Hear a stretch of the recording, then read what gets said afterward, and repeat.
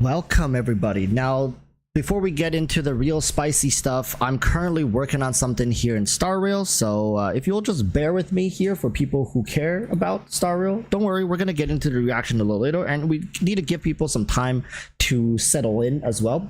So here, I'm currently working on my Clara. I need to build her up a lot more, to be honest. She still is under leveled in terms of her weapon, which is going to be important for just raw stats as she is a DPS character. I'm trying to play her in a Luocha Bailu team with Branya. Don't ask me why. I just think this is a lot of fun. Now, I think maybe eventually when stats are optimized better, maybe I can take away Branya and put in a Yukong instead. But I don't know if I need to do any more. Being real with you guys, I think this is probably enough to auto most content in the game. Now, I'm not going to be doing it very fast, but I don't think my team is in any danger of dying whatsoever. Here it's a new month, so I've been waiting for you guys to join me before I commit sacrilegious usages of my resources here. Get that, get two of this, and this is when free-to-plays probably need to look away, divert your eyes, cause can never have too much of this stuff.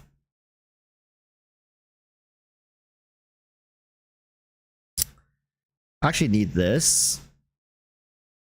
I do need keys of knowledge.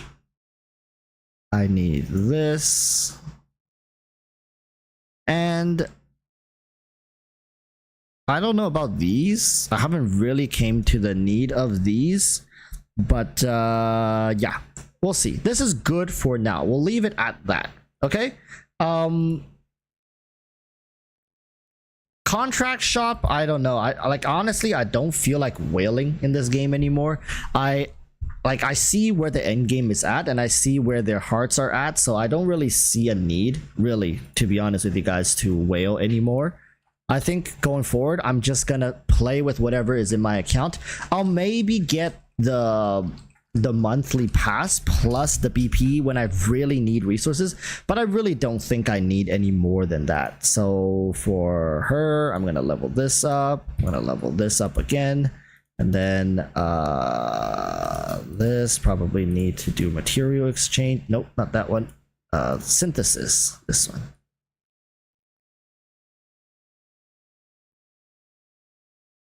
I have not been farming a lot of these cog wheels, so that's, I believe that's from this, right? This one. So there we go. Put that. There. So we will claim, close, claim, close, and claim, and close, then to do this. Bam, bam, 20 hours. Confirm assignment, and off they go. So Clara, I think I'm gonna do this, do this, and that's gonna be good for now. She's gonna be pretty damn solid. I took some of my other characters' stuff to use for her right now. I'm trying to get 7 more speed, but it doesn't seem like I could get it. So I'm probably just gonna go back to my attack boots since she cannot speed up. Then I just keep stacking attack. Now I want to level this up more since this is a showcase. I'm just gonna level this up to maybe not too much. 9 should be more than enough. So let's get this to 9. Not bad, not bad. Could have been way worse. So extra 20% physical damage. This rope here is an attack percentage rope, and I believe this is the best one I have. We could double check. Actually, Oh, we have another one. I remember the one I'm currently equipped, the one I currently have equipped has better crit damage. Yeah, it had a better crit damage roll. There's a lot that we need to get done before the week resets. I haven't done any of my, I believe, Echoes of War, and this Echoes of War I need to farm for this one. So it is week 2 physical. So I'm actually really curious. Yes, for people who are just joining in, I am using Bailu and Luocha. You are buying all. I usually buy as much as I need. So as you can see, I didn't need the other stuff, but the stuff that I bought, I need for my carries. And I currently don't have very much invested in in farming trace materials and stuff. Spicy Walrus. Yes, I actually had somebody send me a video. Like before I even watched the video, I already know because I've watched his older videos about me. And it's surprising. I think it's the same person who sent it to me. So we'll talk about that later. But let me just get through this first. I'm going to put this on full auto. This is my full auto team. I wonder how this is going to go. Okay, so the taunt begins. Luocha gets hit. I'm sure he should be fine. Nice juicy heal. We got 2 healers. People coming in is gonna be like, Walrus, what the hell are you doing? There's 2 healers. You're right. There is 2 healers. There are 2 healers. Let's see. The damage is all right.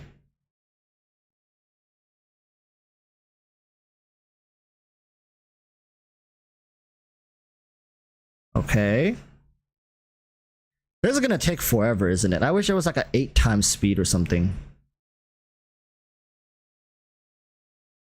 For people who don't know, my Clara does have E1, so that's why like there's a lot of things that she's doing. It's just better at E1 because my rockets no longer removes the stacks, the counter stacks. So that's quite overpowered in my opinion. Okay, Luocha's just out here going crazy. Look, remove all his buffs. So all the buffs he just did to himself is removed. Luocha is disgusting against bosses like this who constantly buff themselves. Oh, look at that. Pretty juicy, yeah, 24k. Like, I mean, not super impressive, but you guys got to remember, I don't even have her signature set. Like, this is just like a very ragtag Clara right now.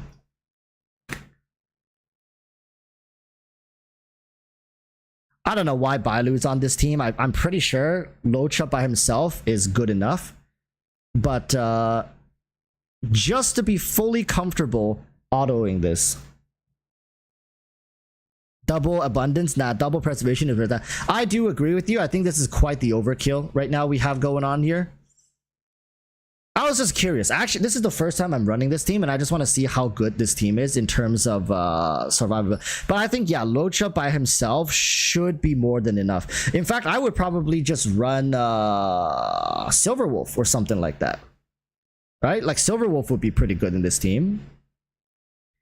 Quite a waste, but that's okay.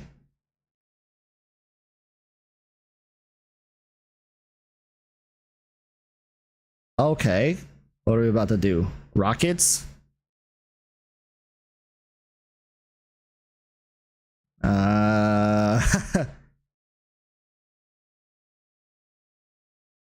More rockets?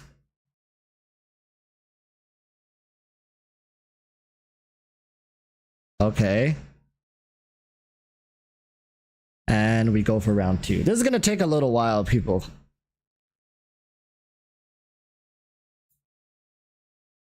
Yeah, that really doesn't matter. Okay, so it both got buffed. Watch Luocha come in here and just be like, yo, those are some nice buffs you got there, bro. It'd be a shame if somebody just straight up removed them. Oh, that is not what you wanted to do, buddy. So activate the healing field and then remove his buffs. Yikes. Look, buffs removed. Clara gets a go.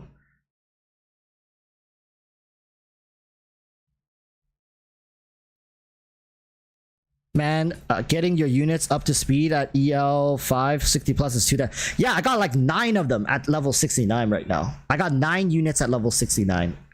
So I'm actually a little scared about what I'm about to do once I hit. I can't level anymore. Ever since I got Yukong up, I don't think I can anymore. It's just too much. It's way too much.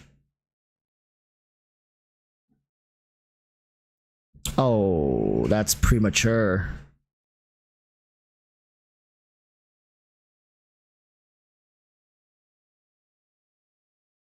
This is so disgusting. Damn it. Luocha used it 1 turn too early.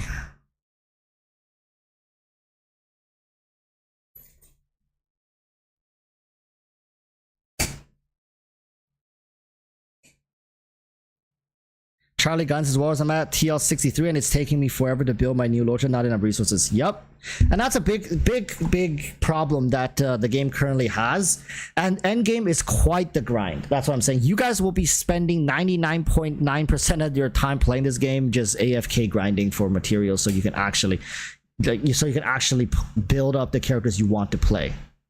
Which is like, I mean, it's not necessarily a bad thing. There's a lot of Korean MMORPGs, if you guys are familiar with them. They are like just complete grind fest. You can play those games for 10 years and still not be completely done with it. But man. Like if I'm doing this, I can probably go like AFK and go do something else.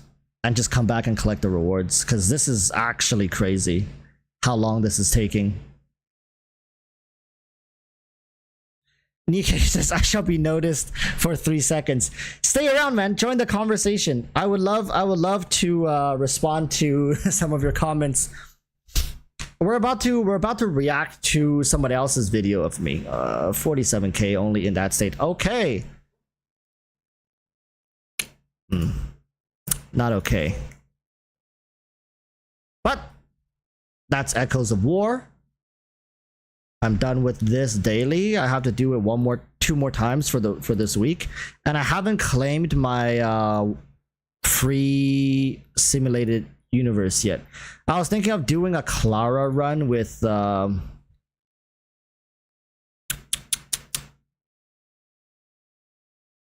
mean, Luocha, it's good to use March 7th, but March 7th is not that good when it comes to AFK, so I have to like manually do this.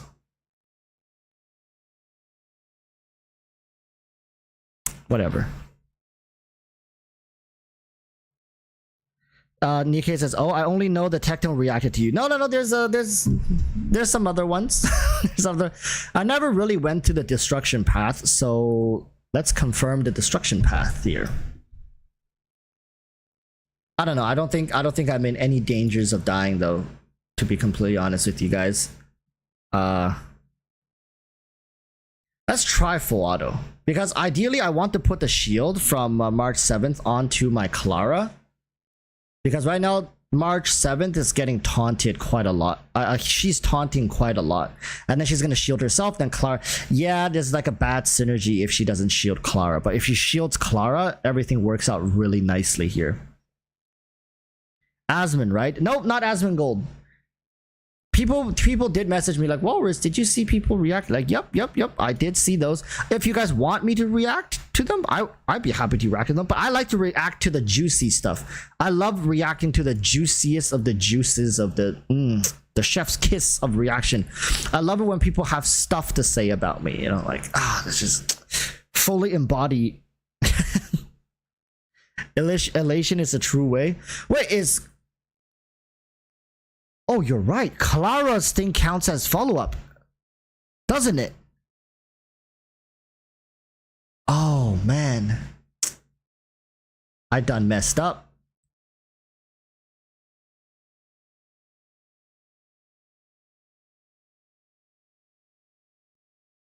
I done messed up. Walrus is a masochist. Not a masochist, but I think there's a conversation to be had when there's disagreement, right? You can't, like, if somebody fully agrees with what you say, you really can't take the conversation anywhere. But if there's disagreement, that's when it is. Oh yeah, I'm gonna take some okay, I'm gonna get the destruction thing, Nanook. Yeah, I'm gonna get it so I could get some gems out of it, but then I'll probably go for some elation. Wait, is it follow-up attack? Does it count as follow-up attacks? Chat, does this counts? I remember reading it somewhere that it counts, but I don't remember where. But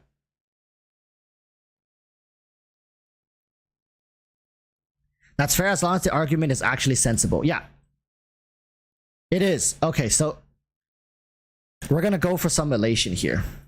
Let's see what this skill actually does. Ooh, that's nice. That looks nice.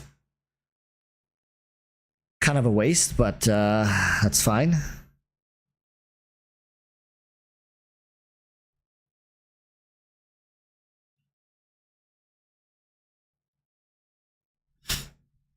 The hunt, elation, ever can launch for one skill point. Yeah, I'll take that.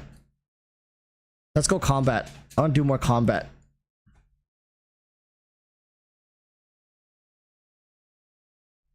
Are you still playing Nikkei, by the way? Nope, not playing Nikkei anymore. There's just way too many games to keep up with. Unfortunate. I play this other game that is like a tower defense game, but it has PvP in it, so I 100% know most people, and it's like a very niche game. It's a very small title as well, but they run surprisingly a lot of ads all over the place. And then I play Honkai Star Rail. I manage my Genshin account. I can't really say I play Genshin nowadays. I manage my account. I go on, do some stuff. I don't even do dailies every day. I definitely don't use all my resin every day. There's no point. Like, what is the point? Right? Like, I'm not saying this to hate on it or anything. It's just there's really no reason. I've beaten the game. I've beaten the game for months and months and months in a row. Nothing really coming. Like, I'll be quite honest with you. Like, am I gonna be pulling for Fontaine characters? I might just go free to play in Genshin as well. But then, like, I might cover the news and the updates, and I might get my hands on. Damn it! I might get my hands on maybe a viewer's account if they'll let me, and then like see what it's about. But that's about it. Hi, welcome, my man. I'm about to. Ooh, get away from me. I'm about to run through the simulated universe, collect my rewards, and then we will do the reaction video. We'll react to the video. It's for people who are curious. It's a video from Flip. If you guys don't know who Flip is, he's like a meta content creator, but he doesn't really make the meta content. Whereas he's more so like a discussion commentary channel, like myself, and he criticizes other people's takes. So he he goes in and he'll talk about like things that you said right, things that you said wrong, and then he has this whole series where he calls it the Genshin courtroom, where he kind of sentence you to arbitrary sentence depending on how much misinformation you have spread and stuff like that. I've watched his old one of me and I really enjoyed it, so we're gonna be watching his new one of me. I've seen the thumbnail, and man, just from the thumbnail I know it's gonna be juicy as hell.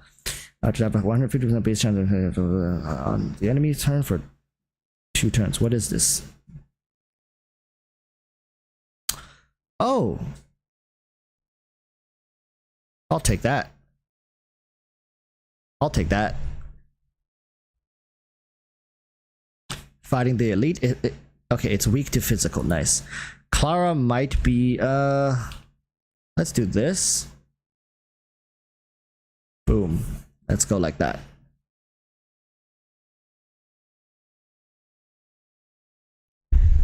Radvin says, I just watched this video a couple days ago. I thought, no way you're reacting to that. Oh, that is the one I'm reacting to. I like people. I don't know why content creators have this conception, or people have this conception like, oh, you know, people saying bad things about you and that's like drama, or like, you know, stuff like that. I don't think that. I think like I always say to you guys, hold me accountable for the things I say. I'm not going to be always 100% correct on everything I say, and I'm going to make mistakes. And I love it when people point that stuff out and they can give constructive criticism, which at least from my previous video watching Flip, he has given me constructive criticism, which is good. I like it. I enjoy it. So that's why I'm going to go back and see what he's going to be talking about this time. Oh, I didn't get to break his oh no, Svarog. There you go. To be honest, he was correct, because your meta takes are out of this world. Like the videos of how Hoyoverse works, but meta takes are oof. Yeah, which I think is true, because I don't consume meta content, right? Like that's how you guys got to understand. I don't consume meta content. I give my take of what I think is good, of what I've played, what I've tried, what I've made work, and I share those takes. And I don't do the math, I don't do the testing. And I've always told you guys, double check the sources. I may be wrong, and I don't take my word as gospel, right? But it seems like people have a thing against other people sharing their opinion, especially people with a platform saying things that are incorrect, right? They have a problem with that, because they're like, oh, but other people are going to take those advice and actually go use them, and they're going to abide by those things, and they're going to suffer because of it. Like, oh, at least that's, I think, their train of thoughts. Like, oh, you're misleading people, right? Now, it's one thing to do it maliciously. It's another thing to do it unintentionally. Destruction: when a character hit or consume their own HP, they gain 4 stack of fire when the character loses. Oh, the hunt.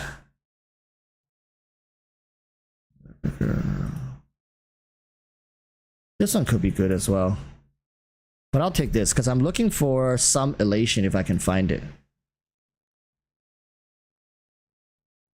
Everyone knows what is meta. Walrus talks about the Chinese abyss statistics, and yeah, there's a lot of people who don't like it when I talk about the statistics as well. But later, don't worry, I'll talk about it all later when we talk about it in the video, because there's a lot of people who don't enjoy usage rate statistics, and this has been a huge debate back and forth. Oh,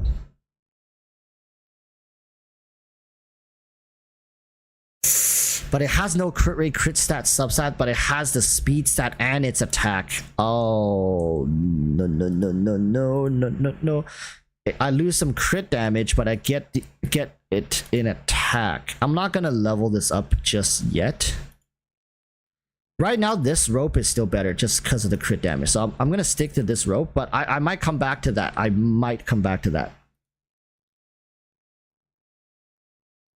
So I don't know about March 7th here. So I'm going to try to grab Silverwolf for my team.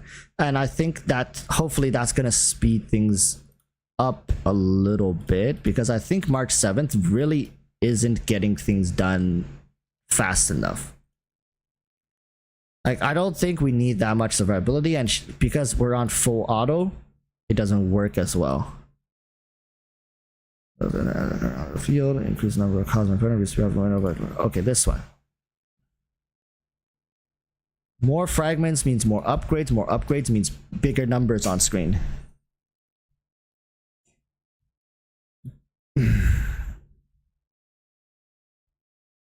Bam.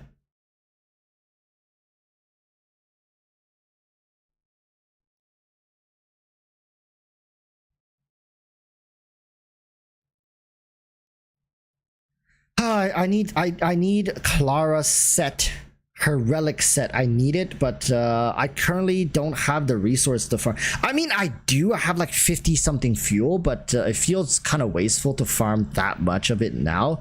I think Clara is one of those characters, like, I'm gonna play her now and showcase her and demonstrate what she's capable of in terms of synergy, but I can't show you guys her ceiling yet. she's definitely a character I want to eventually fully build up, fully kit out, and just show you guys how busted of a unit she is. Preservation, preservation, remembrance, elation, preservation, nihility. We'll take attack. Do that. So I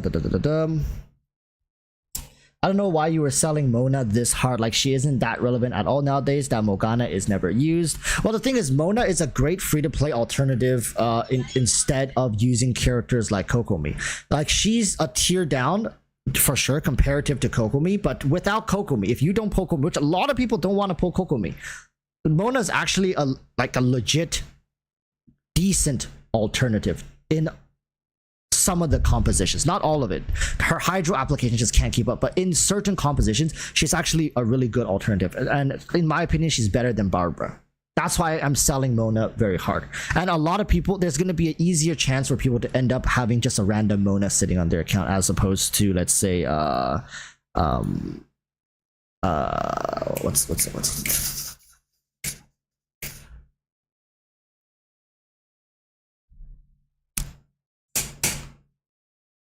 I just had a brain fart. I completely forgot what I was going to say. But yeah, I was just saying, Mona, like, the train of thought was something like, there's a higher chance for you to have a random Mona sitting around than another useful 5-star character, in my opinion. So I think there's a lot of value to be had of being a standard banner character and doing what she does.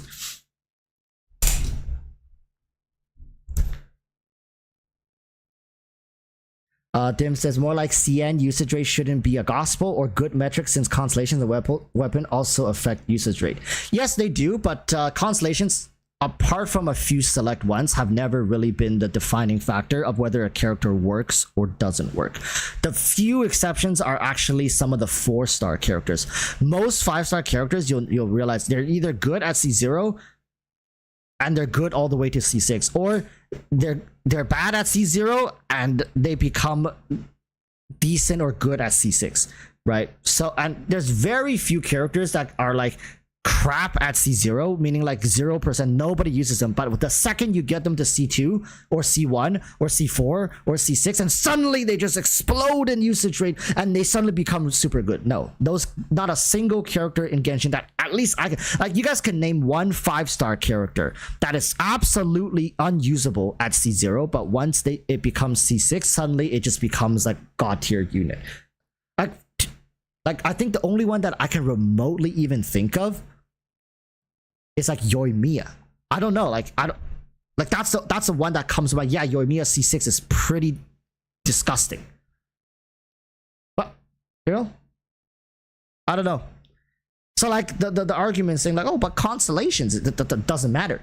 Like these characters at C0 are like the same as they are at C6. Like DPS just get more DPS, but it doesn't change how they deal damage at C0. Eula, Yai at C0 versus C1, C2, C6. She's the same thing. Like, how can you say Yai at C0 is unplayable when at C6 she's broken?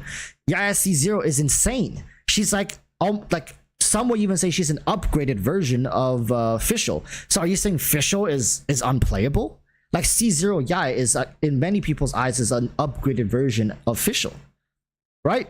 Like I'm telling you guys, it's very difficult. Like Eula probably is one of the characters that, yes, she gets very, very good at C6, but Eula is a weird scenario. Is that Eula's problem? Oh my fucking god, what is this?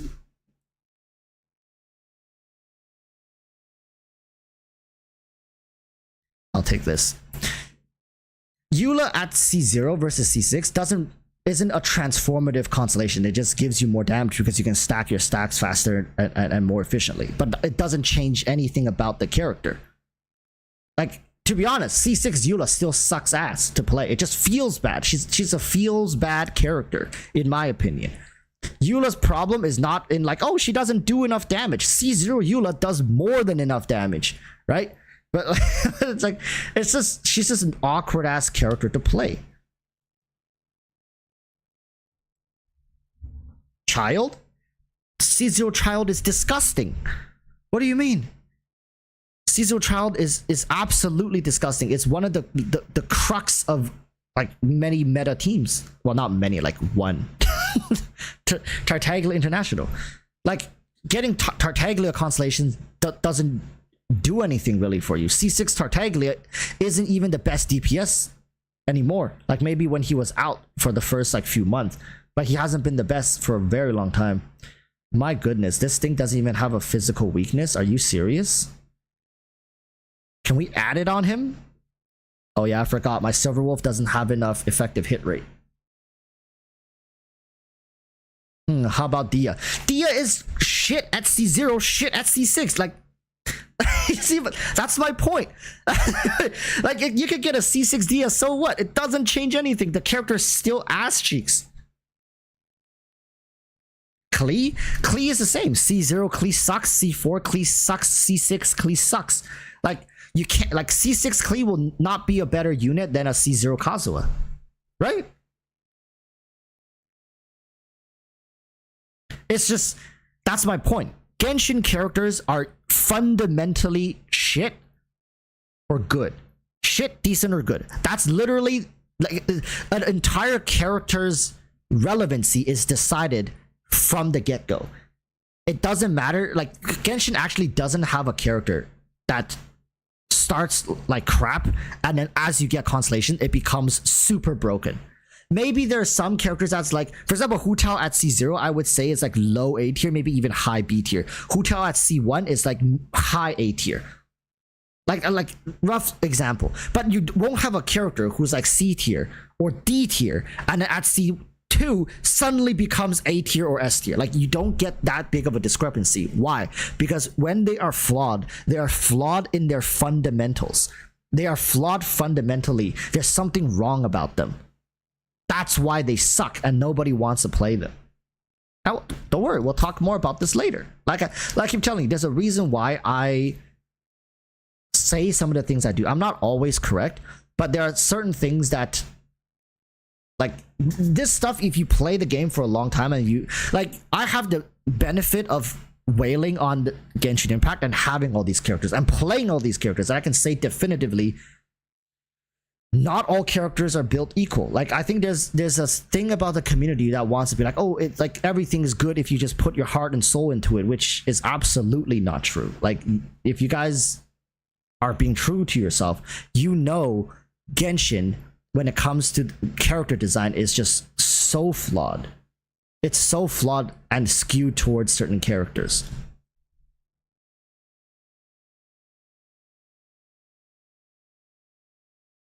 Faruzan. Yeah, but I was saying 5-star characters, right? 5-star characters. And they, you know why? It's not a coincidence that you can't think of one that becomes transformative from like a low tiered unplayed character to a god tier character. There's a reason why. It's because they can't really do that to 5-star characters, because nobody's gonna sit through, like, a lot of the free to play players are what Hoyoverse is trying to go after, low spenders, free to plays. They don't want to create a scenario where you get a character and then it's ass cheeks until you get 2 or 3 more copies of the characters, then it starts getting good. That's a very like bad way to present characters and sell characters, right? Like, they don't want to make whale baits for free to plays, if that makes sense. It's like trying to sell a Rolls Royce to a freaking office worker, to a McDonald's employee.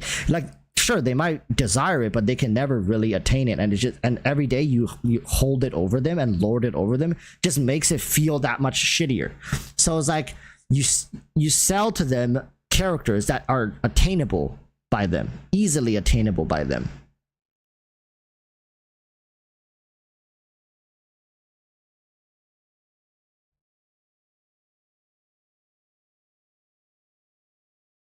Glitch Variable says Genshin's meta characters feels bad to play mechanically. I'm sorry you say they feel good, but I disagree. Yelan feels bad, Ayaka feels bad, Hu Tao is repetitive, as is Zhao, Ganyu is boring.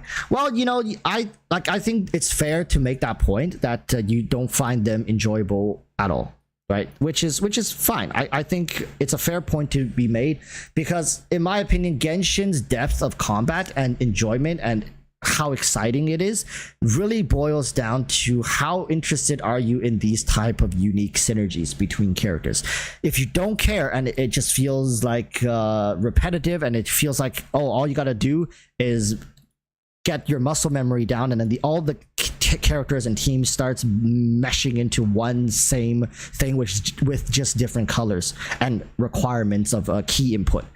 Right, it's like, oh, I now I press left click twice and then right click and then I click E, and suddenly it's a different color number that pops up on screen. Like, yeah, some people can feel like that. It's like what the hell am I even doing here? Lightning with terrible substats.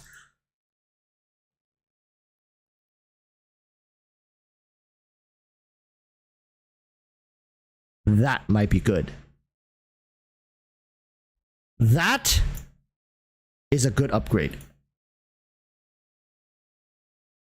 Crit damage 5.1, crit damage 6.4. There was another attack that I got. Oh my god, imagine if I got attack percentage on this one. This one, attack percentage 6.9 with 2 speed. This one is 6.9 with 6.4. Let's get it to 3 and see what we get. Crit rate or speed? Not bad. I think we can take this up. I think we can. Maybe not to max, but I think we can take it to 9.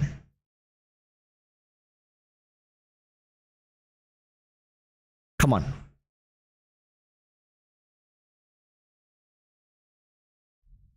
Yo. So 28.6. How much speed do I have? I have 104. Now I think I can take these boots. So this one has crit rate 5.8%. This one has crit damage with attack percentage with speed 120 exact, and on top of that I gain another 12% attack. So now I'm at 20. Oh, I lost attack, but I gained speed. She moves more often. I lost a little bit of crit rate and I gained a little bit of crit damage.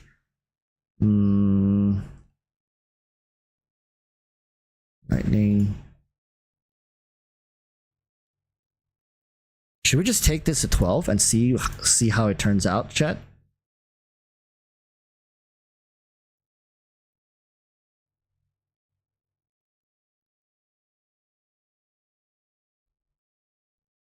Oh my god! I want to take this all the way. Hold up.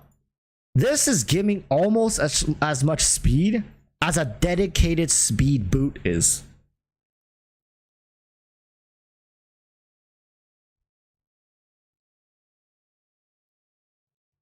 I kind of want to take this all the way.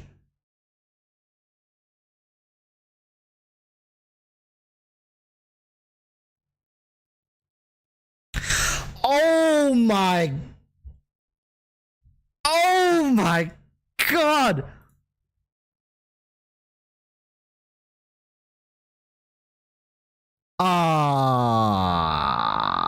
That's a 5 times. See, if you think about it, that's 5 speed roll.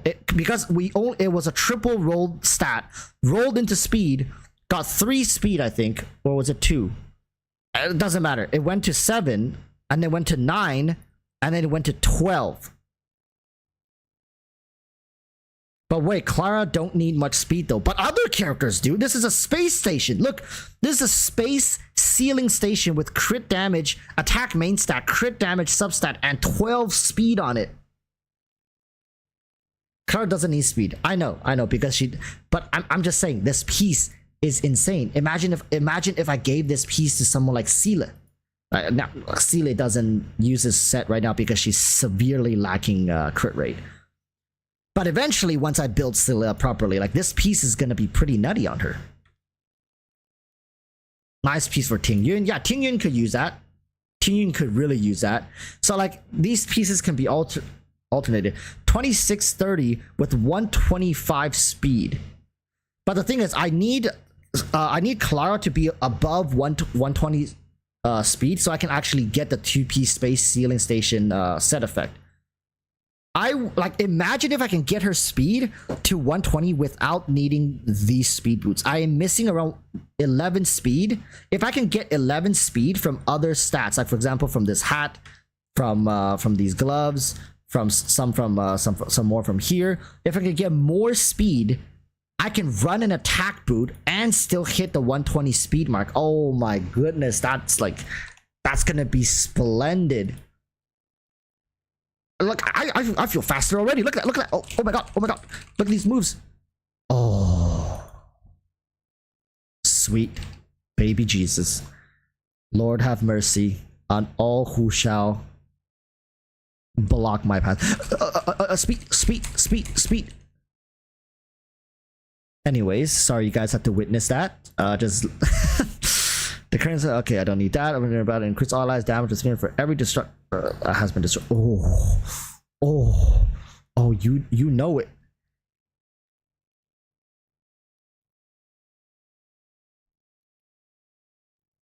Boom, that's 6% attack, isn't it? That curio would be really broken. What the fuck? I mean, gotta take this one, right? When characters are hit, about all allies. No. I don't think that's a good one. Dude, an enemy with their ultimate is attack considered a follow-up there. Yeah, but she increased follow-up attacks by 50%, but her ultimate doesn't below they are considered to have. Nah, these are all not that good, to be honest. But increase the damage of follow-up attacks by 15%, I'll take that. But this one is kind of useless on Clara's ultimate. Encounter.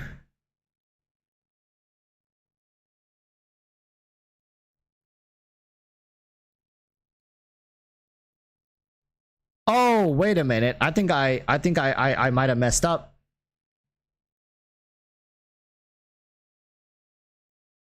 I think I may have messed up.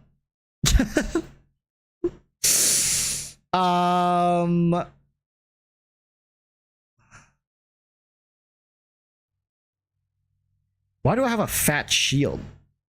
I don't even know why. And here's his flower, because here's his field. Okay. I don't think I can achieve victory in 4 turns though. Clara's not strong enough.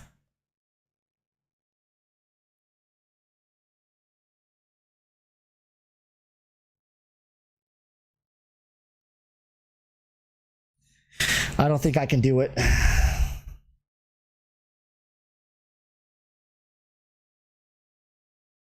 And it doesn't have a physical weakness.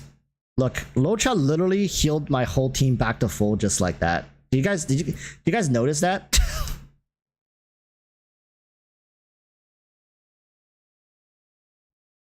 Monsters is the 2 years and 4 months, and we're counting. We continue count. We keep going upwards. 1 turn left. I don't think it's doable.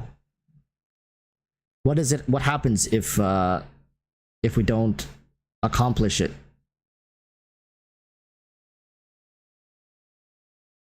Do I die? Do I lose my characters? No, I just don't get the reward. I don't care about the reward. I just want to lose my team, that's all.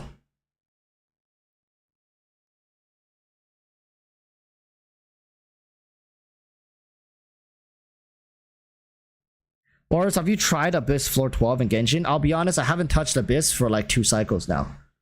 Like there's no point. What's the point? Like I honestly, it feels terrible to play the Abyss. Like you feel like you feel so disrespected. Do you not? Like I honestly feel disrespected playing Abyss.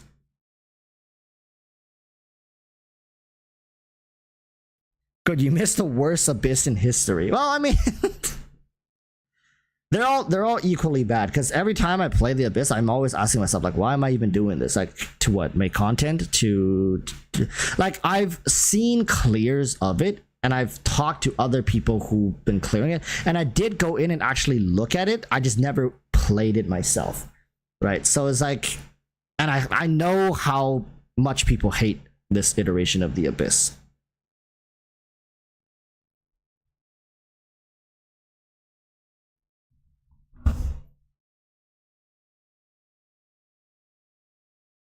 Like when it comes to Abyss, you really have to either really care about the rewards, or you have to really care about the actual fact of clearing the Abyss.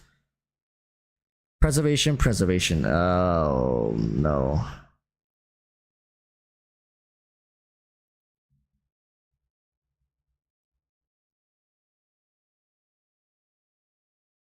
Ah.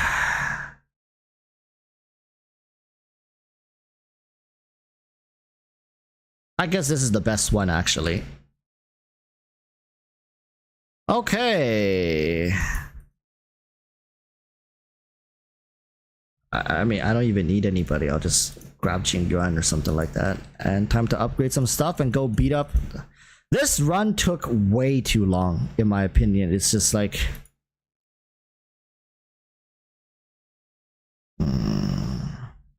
I'll enhance that.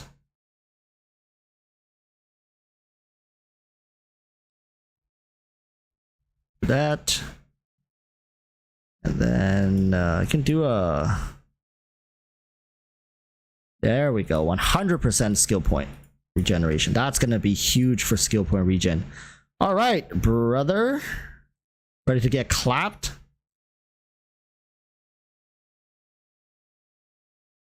The rewards don't justify the loss of... Yeah, like those rewards honestly feel like a slap in the face. In my opinion, it does. And it's like a monthly reset thing. They honestly should...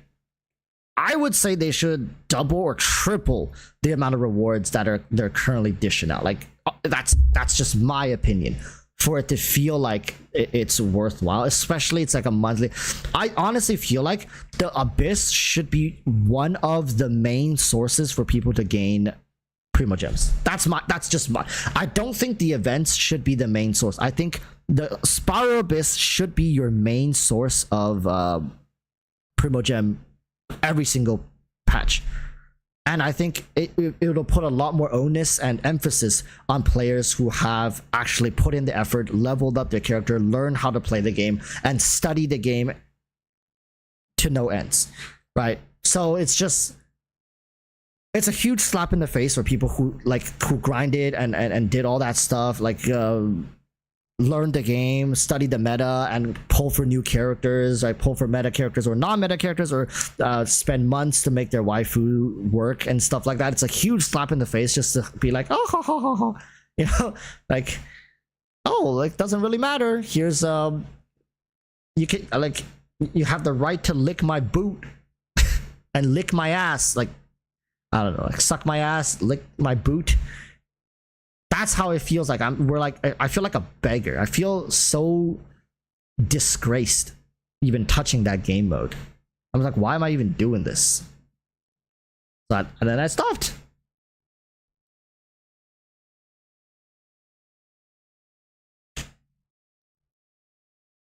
Bethesda says it will go away soon and you can't experience the hardest Abyss ever.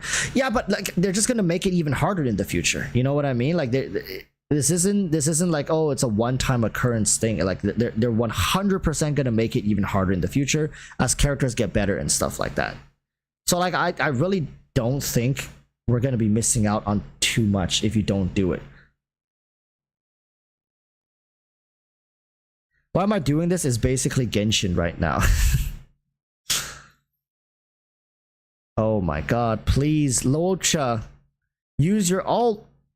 My guy, what happened to your ult?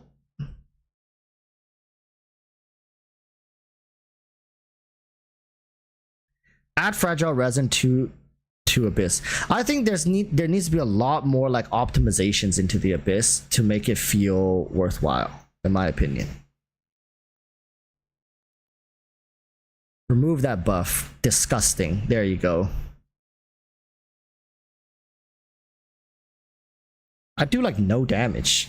Clara doesn't do damage right now. Next time I'll choose Elation. Yeah, you guys are right. I should have chosen Elation.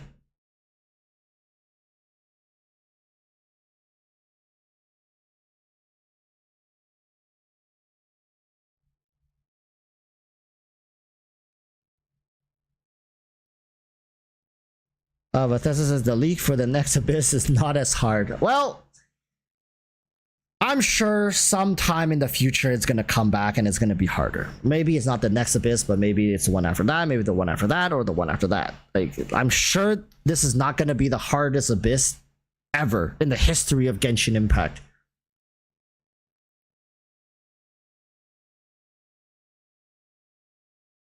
I so wish they would make physical into true damage and piercing, but at a reduced conversion rate. I don't think they're gonna really put in the effort to redo a lot of this stuff. Like, I don't know. Like, I could be talking out of my ass. Like, don't quote me on this. I mean, you guys are probably gonna quote me on this. Somebody's gonna take a clip out of this and be like, he doesn't know what he's talking about. But I do think that, oh my god, was that 63k? My god. But yeah, I do think that HoYoverse is so comfortable right now. Like, if I would be super comfortable if I were in HoYoverse's shoes. Oh, remove that shield, baby. Remove it. 44%? Wait, what? Does his ult not remove the shield? Or did my effective hit rate not, was it not high enough? Is that what happened? Or am I fucking tripping? Am I tripping balls right now that his ult doesn't remove Jepper's shield? I think it did. It's just my effective hit rate. It's not a buff, it's just a mechanic. Wait, what the fuck? Oh. Well, it doesn't matter. Oh. Okay, last two. Okay. We need like a character like Hu Tao in this game so bad right now for this kind of stuff to be valuable. Okay. Okay. They couldn't give me an energy regen rope. That's unfortunate.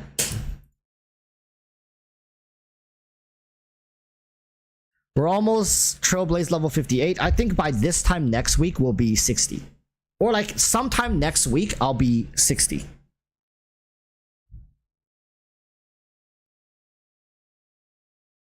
Got some more gems. We're gonna do some summons on the weapon banner for Luocha's weapon. Now, do I need it? No. But since we have some gems, since we have some summons, we might as well do it. 10 is not enough. Not enough. Okay, we'll do singles. And listen, if we get more dance, that's also good. I don't know how many summons we've done though. Actually, let's take a look. Oh. Let's take a look. View details. Oh no, wrong detail. View details. Let's see. How far in are we? I think we're like 20, 30 pulls in. 5, that's 10, 15, 20, 21 pulls. We're 21 pulls in. We'll be lucky if we get something.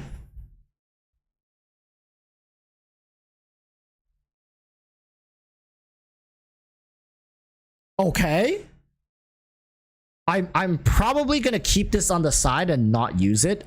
Just saying. I think it's a really good light cone, and I don't want to superimpose it just yet unless I know for a fact that I won't be really utilizing it elsewhere.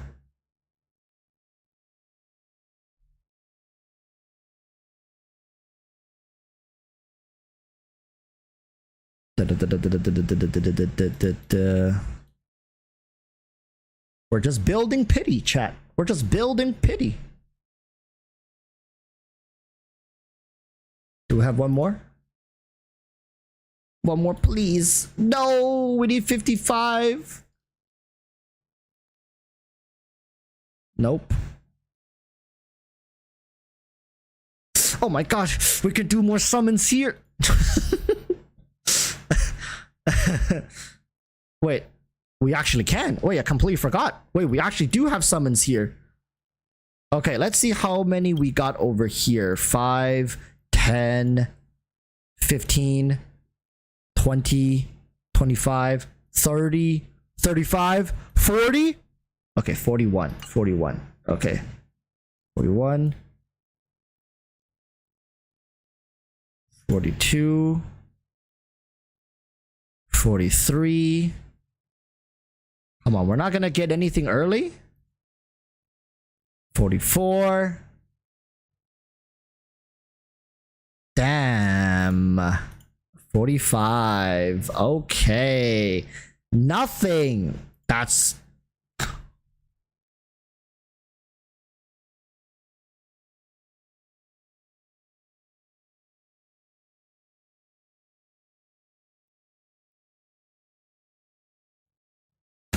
I mean... yeah. We take those. Last one. I'm just gonna skip it. Okay, that's fair. That's fair. Listen, with what we got going in, coming out with 2 dance. Whew, whew. My goodness, look at that. Let's see if I'm not gonna do it, but it goes from 16% to 18%. Like, come on now. That is nowhere near the value of having 2 of them. Oh no, carve the moon, weave the clouds. I'm sorry. I think this is what is this superimposed already? No, this is still superimposed 1. I'm sorry, but we gotta dance, my friend. We gotta dance. Oh yeah, Asta gets one as well. We got 3.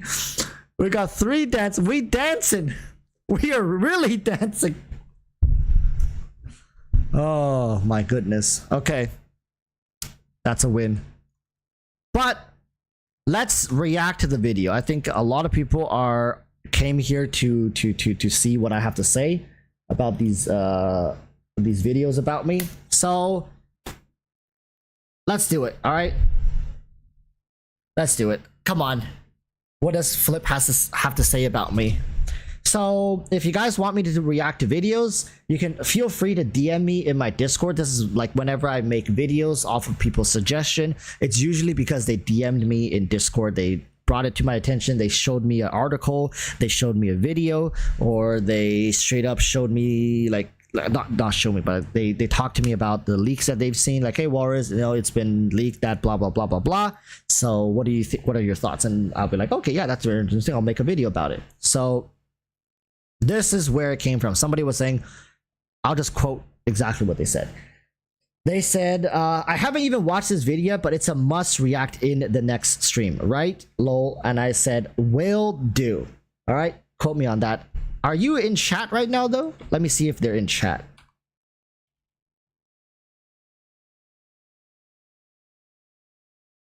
Wait, I can't do it I can't search for them here. They are in chat. They are in chat. So they themselves know who they are. I don't know if people want me to publicly say who they are, so I'm just keeping them anonymous, but they are in chat right now. And we're gonna see what I've watched his old video about me, and I thoroughly enjoyed it. But now let's see what he has to say about me this time. Okay, so people brace yourselves, because this is what is he talking about? Question mark, exclamation mark, question. Erotic Walrus Genshin Court. My god, I'm back again. I haven't even finished serving my previous sentence and I'm already back in court. Each element is their own battery. We talk about batteries in a team. When you bring Hu Tao, you bring Bennett as a battery. When you bring Kaching, you bring Fischl as a battery. When you bring Eula, you bring Chi-Chi as a battery. That's such a famous, oh wait, that's such a famous clip. Bring Chi-Chi as a battery. Okay, warning, the following video may contain sarcasm, profanity, crude jokes, and degeneracy that is in no way meant to be an attack on any person or persons mentioned, and is for entertainment purposes only. The characters and even events depicted in this trial are fictitious Any similarity to actual persons living or dead is purely coincidental. Viewer discretion is advised. Okay, let's see. Hello there, Flip here, and today we are back with I another like Genshin this guy. Court. I'll be honest, the I reason like this guy. took so long is because we actually had a convict. I made the video, fully edited it and everything, but they kind of just quit the game, and I felt it would be wrong or just disrespectful to quit the Every journey has its own. Oh, it's 10-10. So game. okay. And I felt it would be wrong or just disrespectful to still post a video at that point, so I just abandoned it. So instead, I will be rounding up a repeating offender who I've talked about before, the furry himself, EroticWalruss. He makes videos about almost all Genshin topics in general, with his meta videos being a main point of contention, even adopting new things from the last time, which will also be covered, and also still having the same issue I said almost a year ago, in which in a lot of his videos he says a lot of words with very little substance. Anyways, let's dive into our first piece of evidence, which is going to be a tier list. Yeah. Which one? I made like 3 or 4. Oh, it's the most recent one. I think I made that one in April. They're all going to be C0. I tried doing them at like optimal constellations, but then some of them were like C4, some of them C2, some of them C6. It just wasn't really fair. Like, oh, we're going to have to overinvest, right? C0 4 stars is an absolute horrible metric to judge characters at, especially legacy ones, which you can guarantee from the shop, and a lot of them have been free at certain points. A lot of 4 stars are very incomplete at C0, and especially if you wish. Most people have more 4 stars with coins than 4 stars at C0, so already off to a questionable start. C0 is really unfair. That's true. In hindsight, I should have done optimal constellations for 4 stars, but C0s for 5 stars. I think that's a more fair way to do it. In the moment, I just thought like, oh, but like newer characters like Faruzan, then I'm right, like C6 for Faruzan, C6 for Goro, or like C4 for Goro. But I think for Goro, Faruzan, Sarah, for these characters, ideally you want to get them to C6 to get the full effectiveness. You're already at C4, might as well go for C6. But I get his point. Yeah, like 4 stars should have been at their optimal constellations, and 5 stars may be kept at C0. A traveler, but even regardless with it being at C0, the traveler is even assumed to be C0. Up a little bit, Barbara. It was just to make it fair. Feeling a little more comfortable putting these characters a little higher up, especially for people who's just starting the game. Barbara might be even like low B tier because you have no other options if you just started off, right? By the way, I can already predict a lot of people are going to say this tier list is for new players, which is why everyone is at C0. But the tier list is never stated to be neither in the title or intro of the video, and it's also contradictory because he assumes Zhao and Scaramouche have a C6 Farzan supporting them. So very, very welcoming to new players indeed. With like her lack of synergy with Dendro makes it just or her limited synergy with Dendro, right? Like, it's an awkward character. She kind of got gutted by Hoyoverse. I don't know what they were thinking with her synergies. Saying Beidou has limited synergy with Dendro is kind of wild. Beidou being a non-trigger allows her to be slotted on Hyperbloom teams as the 4th slot quite comfortably, as she doesn't interfere with Hyperbloom ownership that much. Also Hyperbloom. But like, how many Electro characters could fit into this slot just way better, right? It's all relative in my opinion. Like, sure, like his point is like Beidou can work. What do you mean? Like Beidou works. She does work. Like I never said she doesn't work. That's why I said like limited is very limited. There are other Electro characters that are just better. Like that's not a wrong statement, is it? But I get his point. He's saying that maybe I made her sound too bad, right? But his point, like this team, okay, sure, this team works. Like, of course it works. There's no way it doesn't work. You can also put Razor here with his limited ass Electro. Razor can technically work too. Like, what do you mean Razor doesn't work in like hyper, like, you know what I mean? It's like, yes, but there are just so many better options. You can't really suggest something like this teams as the 4th slot quite comfortably, like as she doesn't interfere with Hyperbloom ownership that over much. Some also, other her Aggravate options team, especially in this current abyss, is also really good. You can say other characters gained more from Dendro than Beidou did, but saying that she has limited synergy just doesn't seem that honest. Played in a lot of different teams. Official, this is really, I think Official is high. Again, my point was there are other Electro characters that gained more from their synergies with Dendro than Beidou did. A lot of the Electro characters got kind of lifted out of poverty, and Beidou is one of the like one of the few electro characters that didn't gain as much as some of the other ones. B tier. Nah, I'm done. Nah, I'm out. We are not doing this. Tried to push her into A tier, but honestly, with Kuki Shinobu sitting around, I get it. Shinobu's down there. But the thing is, for me, putting Fischl in B tier was because Yaimiko was coming up. Like in my mind, it was like Yaimiko's coming up. If I put Fischl in A tier, Yaimiko in A tier or S tier, because I do think Yaimiko feels better. Like she deals more burst electro damage. She has just as better, like in my opinion, she has just as good electro application as Fischl does.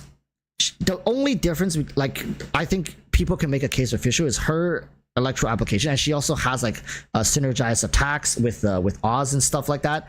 Maybe is just easier, like, and lower cost of acquisition. Maybe she's a 4-star, whereas Yaimiko is a 5-star, and you can easily build her up like very highly, right?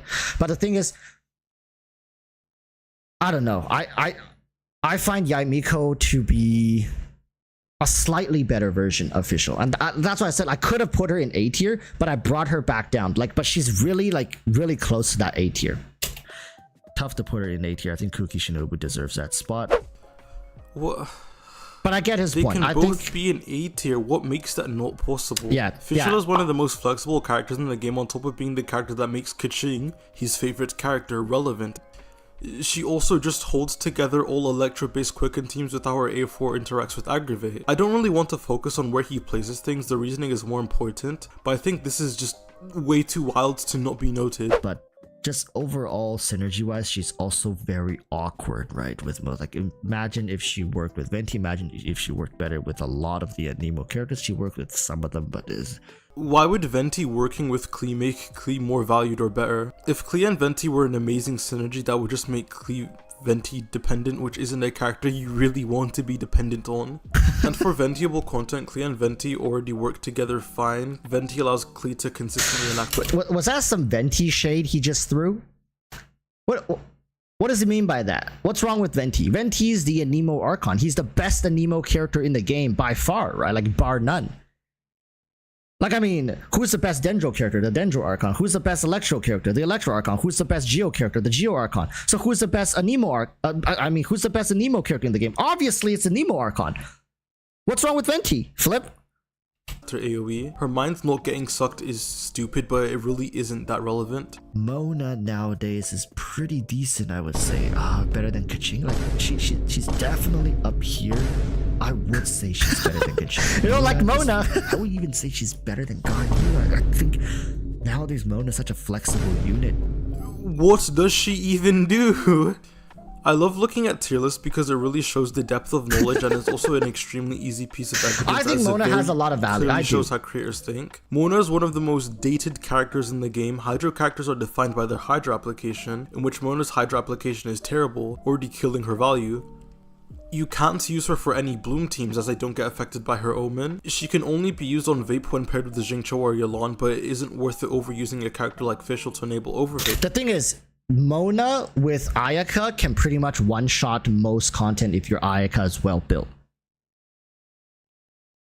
That's the thing is, the whole point of Mona is using the Omen and proccing it and just like one-shotting the thing. Like, it's not good if you play Mona and you have to use like 2-3 rotations of your ability. Mona is good when your team is hyper invested. Yes, she has limited synergies when it comes to like teams that require active Hydro applications, right? I agree. But the thing is, she still gives you access to some team comps that she actually empowers more so than Kokomi. Kokomi is just a more comfortable unit, and characters like Barbara, but the thing is, Barbara is Barbara's Barbara. I don't like Barbara's Hydro application is wonky as shit, man. Like, I don't know. I don't enjoy using Barbara.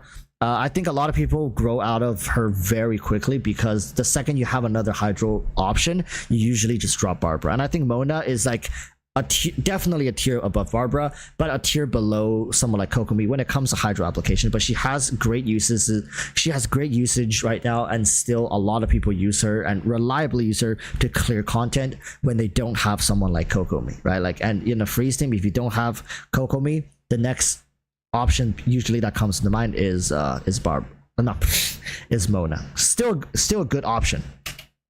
Maybe not the best. Maybe not deserving as high B tier. Or just Like I don't know. Like people want to say Mona's like what, low B tier? I think maybe he would prefer her to be in low B tier or like high C tier. Maybe that's the kind of range he wants to be in. Which I think there could be a case to be made, but in my like experience and opinion, like she felt more.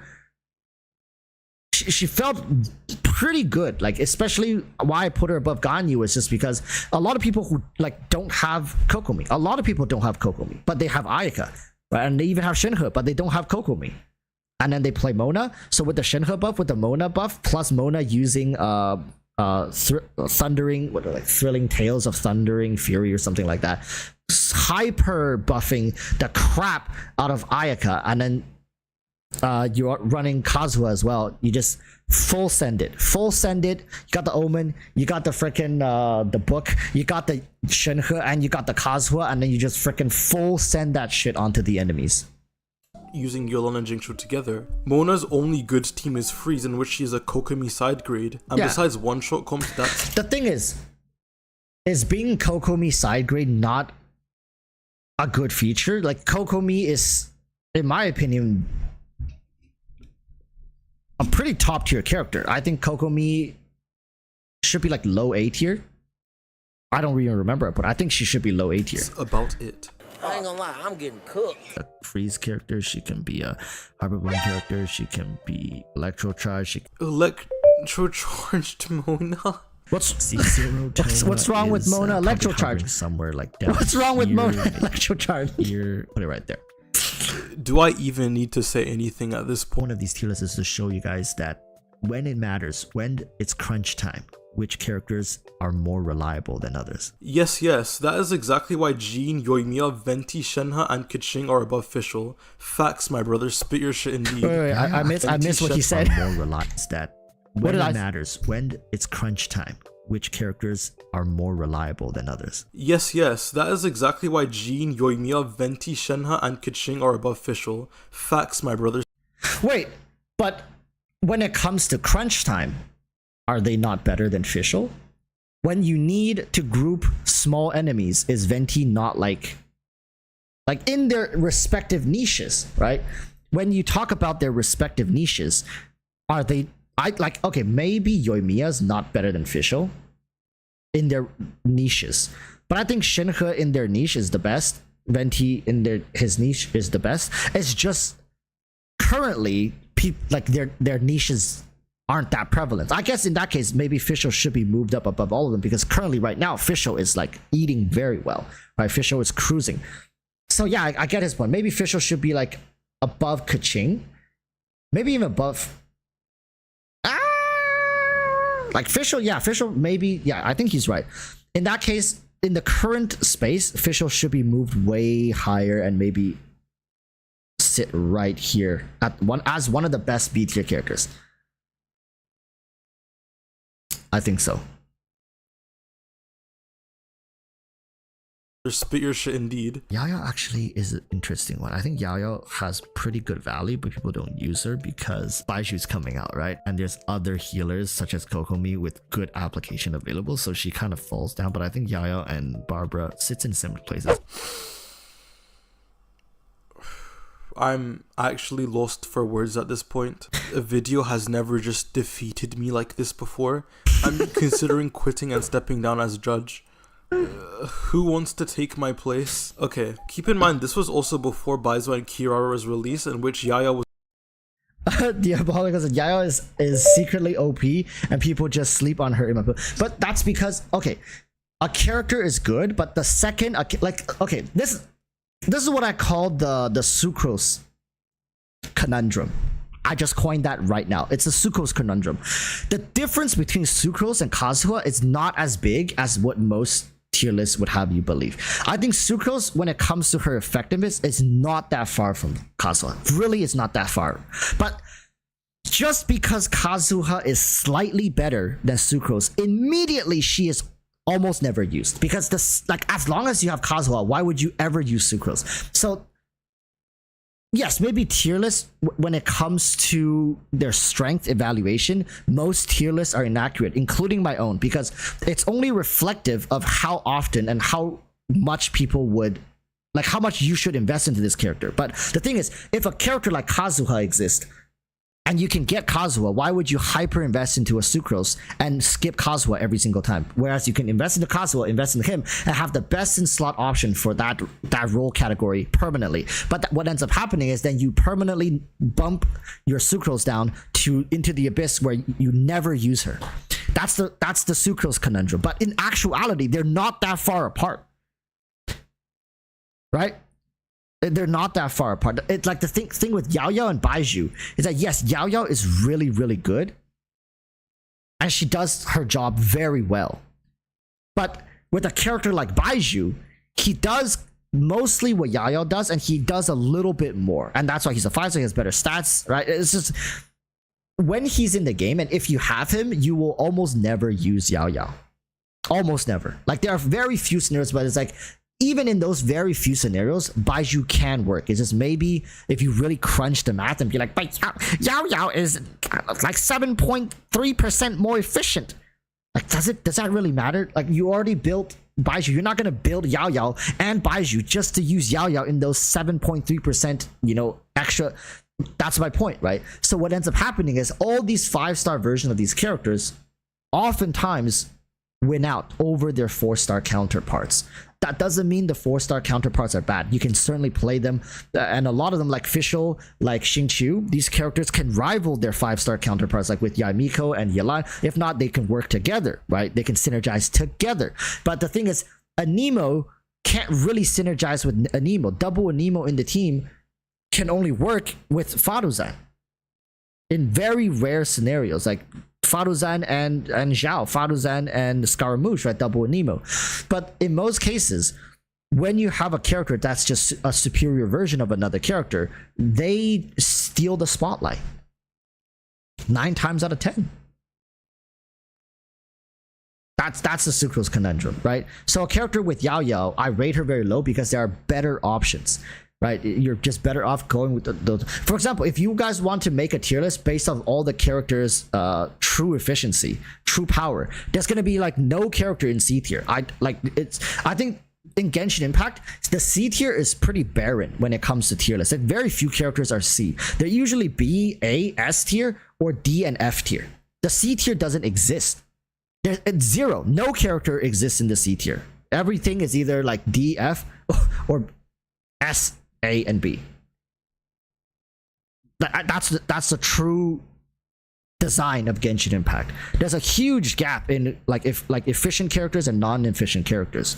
Was a lot more valuable, being your only defensive option for aggravate, allowing you to use Fischl and an aggravate damage dealer more comfortably, and also one of the easiest ways to build Nilo teams. And she is somehow worse than Barbara, who isn't bad, but let's move on. But a solid A tier support character with some shield and dendro, and I think that's good. It doesn't make an amazing. I don't think I was wrong though in his placement. In fact, I think I placed him a little too low comparative to how much people has enjoyed this character. But I don't think he's quite like around the B tier. Kaveh, I think, is gonna be a very weird character hovering around C tier. It's actually kind of impressive how some of his more accurate rankings happen to be on characters that aren't even out yet. Yeah, that's because I haven't played them to be biased, right? So when I look at a character objectively and project their usefulness based off of what's missing in the game and what they're likely to fulfill, I can look at it more objectively than after I played them, like, oh my god, this character is blah blah blah or whatever, right? Then maybe I become more biased. Either it's their playstyle or how comfortable they are to play, or how good my artifacts are and whatnot. So it's just like, when it's an unbiased point of view, usually it's a lot clearer. And that will wrap up our first piece of evidence. Wow.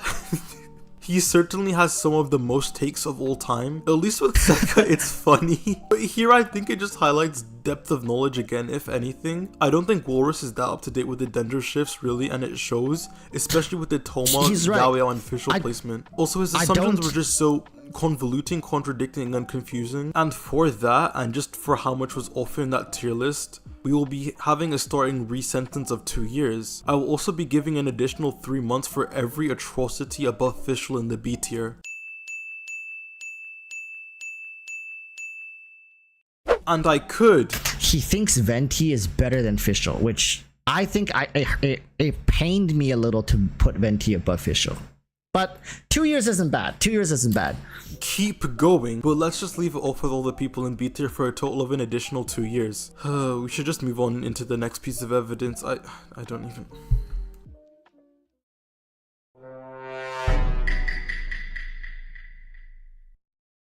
Is Shenhe not power crappable, whereas I think Fadozan is because of money. All 4-star characters can be power crept, even including unique buffers. I still think she can't be power crept. You know why? Because there's money to be made. Making a 5-star Yunjin, yes, it'll kill the character of Yunjin, but at the same time, it'll make people who needs this specific niche be able to open their wallets or pour out the gems they've saved to invest into a character that likely will be much longer lasting. I feel like he is ignoring the fact that getting a C6 of these units is really good whale bait. These characters are only run with their intended 5 stars most of the time, and with someone like Farazan, unlike other 4-star niche buffers, she isn't a functional unit until C2, and even then it's arguable until her C6. So any Clara or Zhao mains will be forced to pull more on a 4-star unit that has no guarantee until they can get them to a usable con, and they might also get Wanderer constellations along the way, and then once they'll pull more Wanderers. I don't think it's a coincidence that Shenhe is the only 5-star niche buffer because they probably realized 4 stars lead to more money. Let's just talk about how it makes a whale feel that they open their wallet, spend a couple $1,000 maxing this character out, C6, R5, right? And then you release a character that pretty much usurps her. It doesn't leave a good taste in your mouth, and especially doesn't really do much for brand loyalty going forward. Making people pull a C6 4-star and then power creeping them also doesn't look good for brand loyalty. But the thing is, right, a C6 4-star character is attainable as these 4 stars become part of the standard banner as well. Like, obviously I'm not saying pull for the standard banner, but they oftentimes rerun with most of the time, let's say with the example of Falazan, she will rerun with characters like Zhao, characters like Scaramouche, right?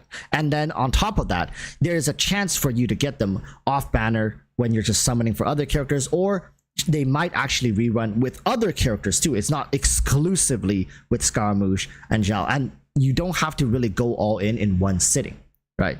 But so it's like the cost of a C6 4-star is high. Like we went and summoned, I remember it was for Lay 7. We summoned for C6 Toma. Yes, that like actually it was horrendous summoning for the C6 Toma. But understanding that it's very doable to do this over a span of a couple months, maybe 2 summon sessions, right? Which gives you like 5 patches to save gems and to achieve that goal. Whereas a character like Eula, if you missed her last rerun, right? You see, like if you miss Eula's previous rerun and you want to, but you're like, oh, okay, I'll just wait for her next time Eula comes around. You would have been waiting for like almost 2 years. Just right? But 4 stars are different. There's no 4-star that doesn't get reran at least like 2 or 3 times throughout the year. Like, okay, I'm just ballparking. Maybe there is a 4-star character that hasn't been on the banner for like almost 2 years. But I'm just saying most 4 stars come and go, and they also do appear just randomly. You can be pulling on the weapon banner and bam, the 4 stars. So you can be pulling on the character banner, bam, is just here, right? A lot of my 4-star characters, I did not intend to get them. Like my C6 4 stars, I really didn't intend to get them. They're just sitting there collecting dust, and I actually never even activated their constellations. So it's just like sure, if you went out of your way to C6 a 4-star, like for example Mika, you went out of your way to C6 Mika, and then sometime in Fontaine they release a 5-star version, you're gonna feel very bad.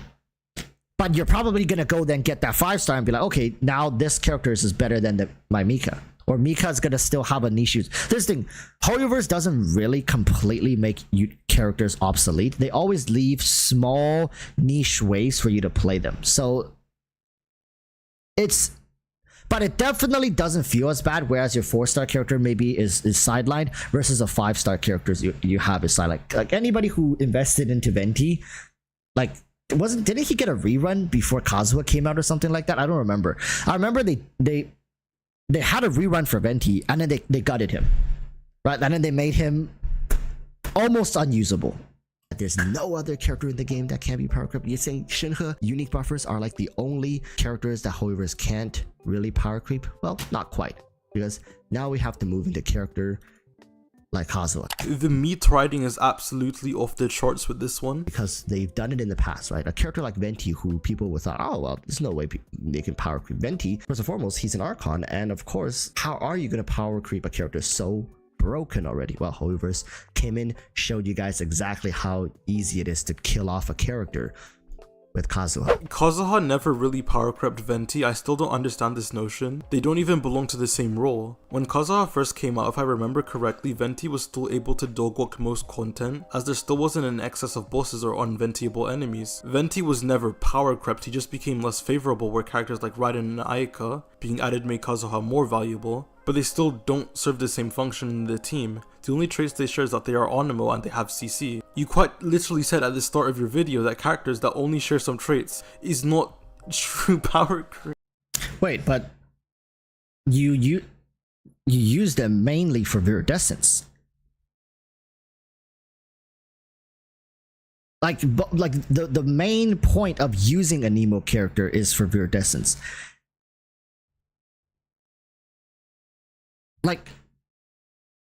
Like he has to know that, because the thing is, the whole, like, it's about the way they use viridescence, in my opinion. That's what makes Kazuha more valuable, how reliable it is, right?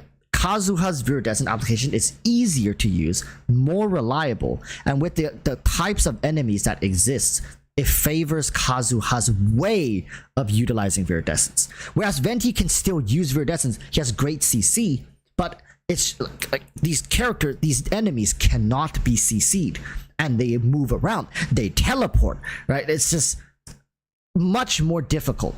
And oftentimes, when we are using Kazuha, we use ourselves as bait to make the enemies come towards us, right? Like, look, we're here, come towards us, group around us and try to whack on us. We use iframes, we use Kazuha's burst, and then once they're all grouped around us, we use ourselves as the epicenter to apply viridescence. And that simple self-taunt mechanic actually makes Kazuha more desirable in like modern iterations of the Abyss, but it's all because of viridescence application and ease of use. It's just easier, right? That's why it's more favored towards Kazuha. I mean, that he has to know that. He has to know that. Like, they are the same category of characters. Like, wait, because he's saying that Venti and Kazuha serve different roles in the game.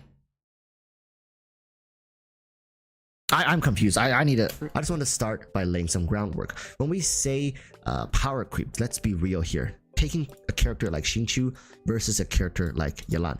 Many would say Yelan is a 5-star version of Xingqiu, but only in the sense of like stats and general usefulness, right? You want more damage, as much of it as possible, and Yelan provides you that. However, there are parts of Xingqiu's kit damage reduction effects as well as healing. So in that sense, are you really going to say Yelan is a full-on power creep of Xingqiu? It's not, right? Just like when I mentioned Kazuha. Do you guys ever think a character will come along that can shred enemies better than Kazuha? You see, that's a question mark. The other side, He keeps saying over and over that Kazuha shreds resistances, but he doesn't. Viridescent shreds resistances. Kazuha just buffs damage bonus. no. Okay, what is I don't know why he has been talking about that instead of Kazuha's damage bonus.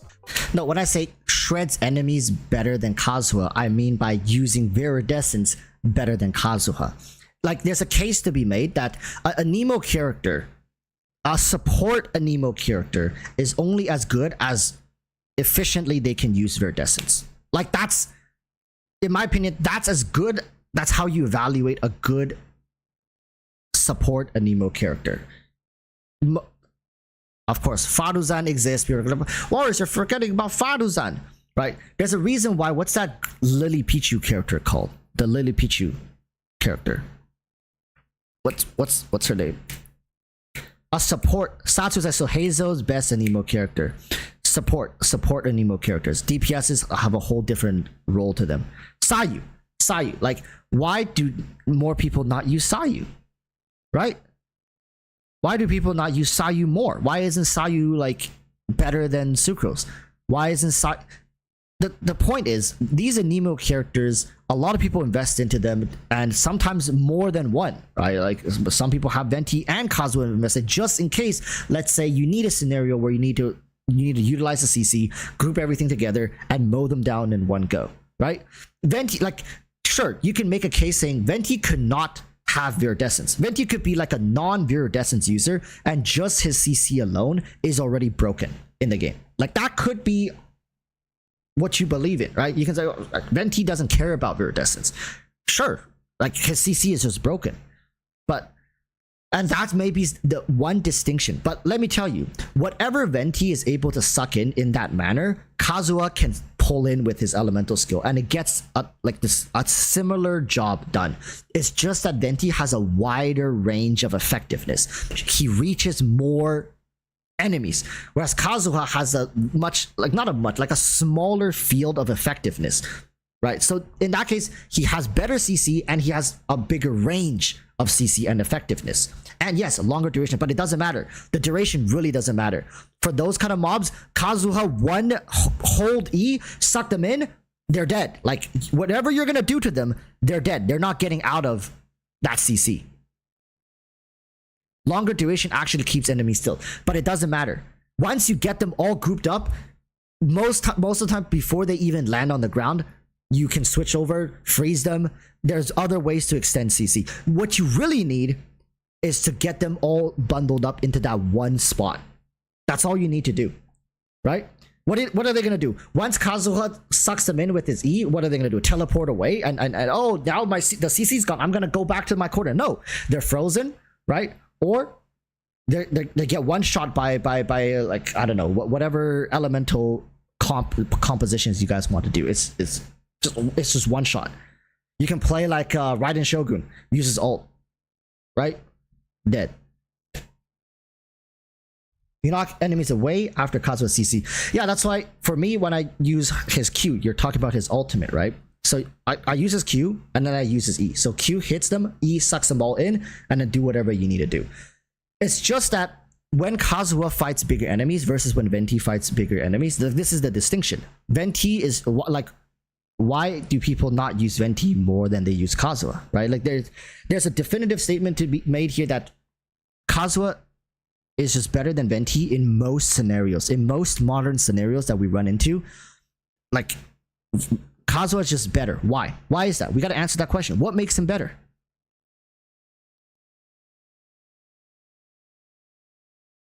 Right? Like, when we figure out the answer to that question, like, why do more people prefer Kazuha? Right? So Leo is saying he buffs damage, right? Oh, his talent buffs elemental damage. That's the reason why people prefer Kazuha more than Venti. Which, in my opinion, the damage, in my opinion, is negligible. Like, every second, like every bit of excess damage is just not worthwhile. For me, it's about how efficient they are at utilizing Viridescence. Like, that's what I'm saying. When Venti overshoots his burst skill, or when Venti misses the burst skill completely, right? The fact that just happened means you have to restart your run. Because, okay, I see what you guys mean, saying like, oh, damage matters. Everything about the Abyss is damage. Yes, it does matter. But when it comes to buffing damage, I honestly don't think that the additional amount of damage that Kazuha is bringing to the table through his talent is like the definitive factor of why he's better than Venti, is what I'm saying. Yeah, it's a lot of damage. Yes, it's a good amount of damage. He buffs elemental damage. Yes, correct. I agree. But the fact that people use Kazuha more than Venti is not solely because of that talent. Can we agree on that? Right? And the thing is, Venti is just unreliable. Venti is unreliable. He is not applying viridescence. Like, even half as reliable as Kazuha. Right? And the thing is, you guys even said when Kazuha first came out, and he also said when Kazuha first came out, Venti's usage rate was unaffected. Right? So think about it like this.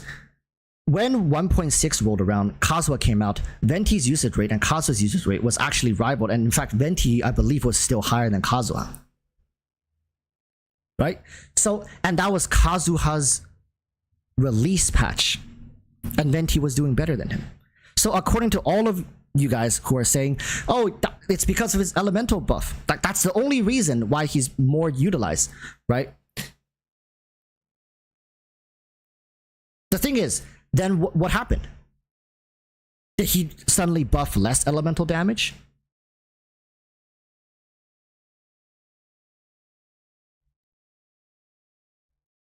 So Dim says, flip to say more elemental characters like Ayaka and Raiden Shogun released. That's why Kazuha got more usage. Yeah, but that doesn't change the fact that Venti was still able to get the job done. Right? The Venti was doing great. There were elemental damage characters before as well. Also, Samurai can be CC'd. Oh, but it doesn't matter. Like, Kazuha doesn't do CC, right? Like you guys said, it doesn't matter about CC. It's more about like damage. But the thing is, Venti was better than Kazuha in 1.6 by metric standards. He was more used. Right? So we got like reaction teams back then. Yeah.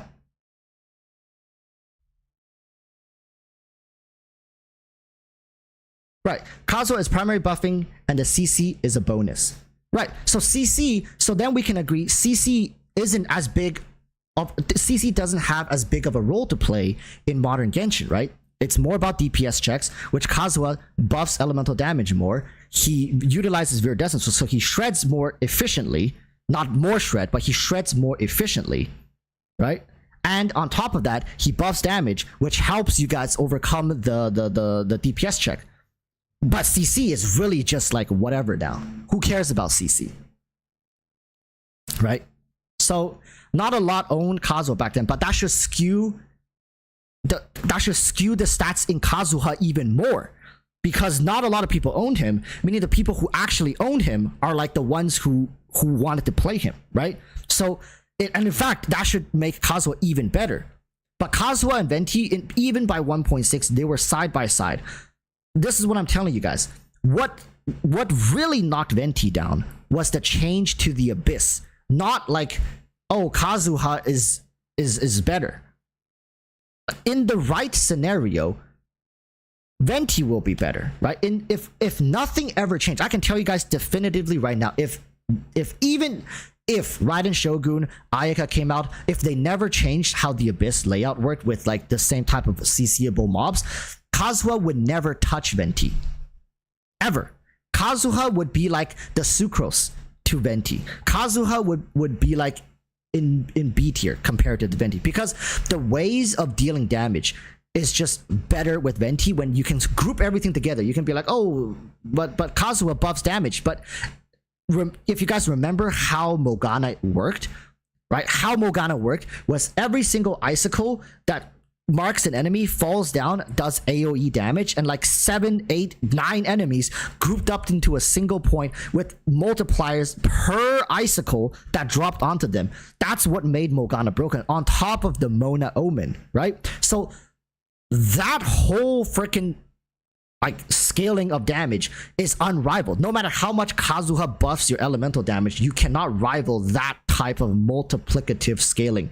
On top, like that's like 9 times per icicle, and the icicle auto targets onto enemies, but when they're all in one single spot overlaid on top of each other, that's what made that comp broken. So by making that scenario impossible, like you cannot get that anymore, but HoYoverse is like, we can't balance around it, so we'll make it impossible.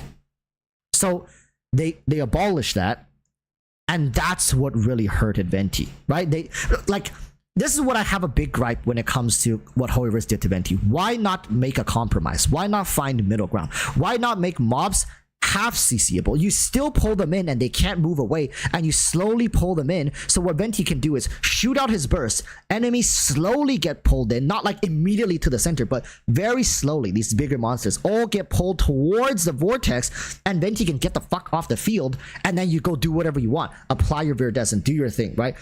That could still be insanely good. Venti would rival Kazuha in many scenarios, but they would be side by side. It may be like, then is what you guys are saying is a side grade. They do different things, right? Venti has more focus on CC, whereas Kazuha has more focus on damage buffing, whereas they both apply viridescence effectively. Right now, Venti, let's not even talk about the lack of elemental damage buff. He doesn't even apply his viridescent consistently. I can guarantee you guys, most Venti players would have experienced some form of BSAI targeting.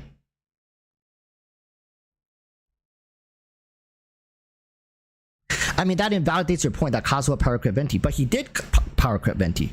He power crept Venti because Genshin Impact doesn't have the power creep that you understand. You're using the traditional power creep. Like, oh, he has to be better than the character. But is he not better than the character when the environment suits him more? 9 times out of 10, it suits him more. Right? This thing, you guys are taking power creep in the literal sense, being like, he has to have better CC, he has to have a better viridescent application, he has to buff damage more, and overall he's a better like user of a Nemo user across all fields, which he's not, right? He doesn't have better CC, and actually that's about it. That's about it. Everything else, he's a superior version of Venti, except CC, right? That means Sucrose power crept Venti too. It does. Satsu, what are you smoking? Sucrose, in my opinion, is a better Anemo character than Venti. Venti's like one single role Venti has left is CC. Small monsters. When they spawn like 50 monsters all across the chamber, Venti is a literal god.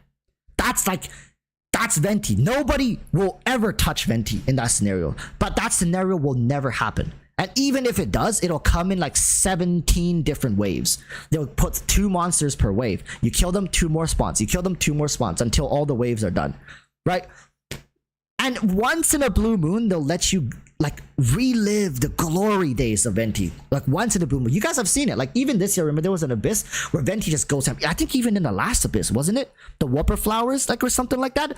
Oh my goodness. Relive the glory of Venti, right? But Kazuha could still get the job done. Sucrose could get the stop done. Like what are you talking about? Sucrose is power creeping Venti. But you can't really say that because Sucrose came out at the same time as Venti. They both came out in 1.0. Kazuha replaced Venti, not power creep. So that's power creep, is it not? When a character is replaced because they're inefficient in the modern day scenario, what do you call that? You just find a different word for it, right? You guys are talking about technicality, but in actuality, they replaced them. They're a better suit for the current modern day uses. Power creep equals one is more powerful than the other, outright outclasses in every way. Yeah, Kazuha, out of all the categories that matter, right? Like we were like what, CC, damage buffing, viridescent usage. He power creeps him in 2 out of 3, and CC, like you guys even said yourself, CC doesn't even matter. It's like a side thing. Okay, he CC's cool, right? The meta shifts, but if the meta comes back to it, then Venti will come back. When is it coming back? Like, what are we smoking here? Like, you guys honestly think that Horrorverse is gonna reshift the meta back to like small mobs that comes? When was the last time they did that? Like, what is this belief that like, oh, they're gonna revert back one day, like, and then Venti's gonna, yes, it'll happen momentarily. It will happen. I'm not saying it'll never happen, but you'll never. How many abysses do we go with these freaking boss monsters, shield monsters, abyss lectors, heralds, fucking like big ass chunky ass monsters that freaking do like jujitsu on your ass with like their freaking like judo buddies, like dog piling on you. How many of these iterations do we get? And people are still saying, oh, but like, just wait, when multi-wave small monsters comes around, Venti will be there. Like, what the fuck? It never happens. It never happens. It's like, oh, if Warren Buffett or Bill Gates drives up to my door and hands me $1 billion, and I too could be a billionaire. So I should like always prepare for if that scenario were to happen. I have to be prepared if Elon Musk drop ships like $10 billion at my doorstep. You can't go living and preparing and making scenarios that are like one in like hundreds, like a small percentage of chance that they'll actually bring back Venti and make him useful. You know why? I made videos about this. They can't balance Venti. That's the problem. Why they won't do it? It's not because they don't want to do it. Of course they want to make the Anemo Archon one of the best Anemo characters and reliable characters to play, but they fucked up. The character is unbalanceable. Venti is either utterly broken and breaks the game and makes it interactive, one button to beat the whole fucking thing, or he's useless. There's no in between with Venti. Like, there's no in between with this character. They can't, because they fucked up when they designed this character. They made him too good at what he does, and it's either suck everything in or don't suck at all. And I think that black and white mindset that they put him in ruined the character. Like I said, right now, even with Abyss lectors, heralds, and whatnot, he can suck them. But what about the giant mechanical monster? What do you call it? The Ruin Guard monsters, right? What about the what are those, the modern ones that we just fought? The Dendro ones that have different elements and they're like literally dog piling on you. They're like spinning around and shit. Make Venti's vortex, keep them in place. Venti's vortex should make it so enemies cannot teleport out of them, enemies cannot jump out of them, enemies can, like, once they are CC'd by his vortex, they lose their ability to become mobile. Abyss hounds should not be able to teleport out of them, right? That's what we call CC. That's reliable CC. It doesn't have to group them all into one little like ball, right? But keep them in place. Whatever is happening to them, they should slowly like move towards the epicenter, not like zoom, but like very slowly, and they try to walk out of it, right? They're trying to walk out, but they can't walk out. They slowly get pulled in. So that's still good CC. That's still reliable. It doesn't matter where it kind of shoots, as long as it roughly lands around them, you'll have enough time, change characters, apply the element or whatever, right? Or you can have the element on field. Change in the Venti, shoot it out, apply Viridescence, have the CC, switch back to your DPS, and get the job done. But no, his CC has to either work or fucking be useless. Right? That's what they decided to go with. Oh no, we can't have that. He's too freaking good. So it's like, yeah. So it's the thing with, that's why I think back to the thing. The reason Kazuha is better than Venti, okay? Until they go back to the meta where smaller monsters like, until they go back, that Kazuha is better. And when you're telling newer players, like this is the thing, you guys want to be fully technical, right? You guys want to be like, oh yes, Kazuha is more used right now and people prefer Kazuha because he just benefits, like he's benefiting better from the current state of endgame content in Spiral Abyss because there's bigger monsters, whereas CC is not as important anymore as opposed to they have bigger health pools, so you need the elemental damage buffing. But Venti's still amazing if you ever run into the scenario where you need to group a bunch of monsters together, smaller monsters. Venti is your go-to guy. He's amazing. S+ tier. But right now, Kazuha's like, why are you guys stressing over the technicality? Venti sucks ass now. Right? Admit to that. There's nothing wrong with that. You guys have no problem saying Dia sucks. Right? But let me paint the picture like this. Oh, what if a scenario where like enemies hit your characters super freaking hard or something like that? Oh, and you need to distribute the damage into like back to Dia. What if the perfect Dia scenario comes up? Why don't we talk about that? Right? Just because we never lived in it doesn't mean Hoyoverse can restructure the entire game of Genshin Impact around Dia. Like, why are we even having these conversations? Talk about what's reality. What is currently what we're dealing with? What are you guys dealing with? Right? What is important now? Stop talking about fantasies that don't fucking exist. What is real? What has been consistently happening to us for the last year and almost 2 years at this point, since patch 2.2, right? All the way until now. What has been the norm?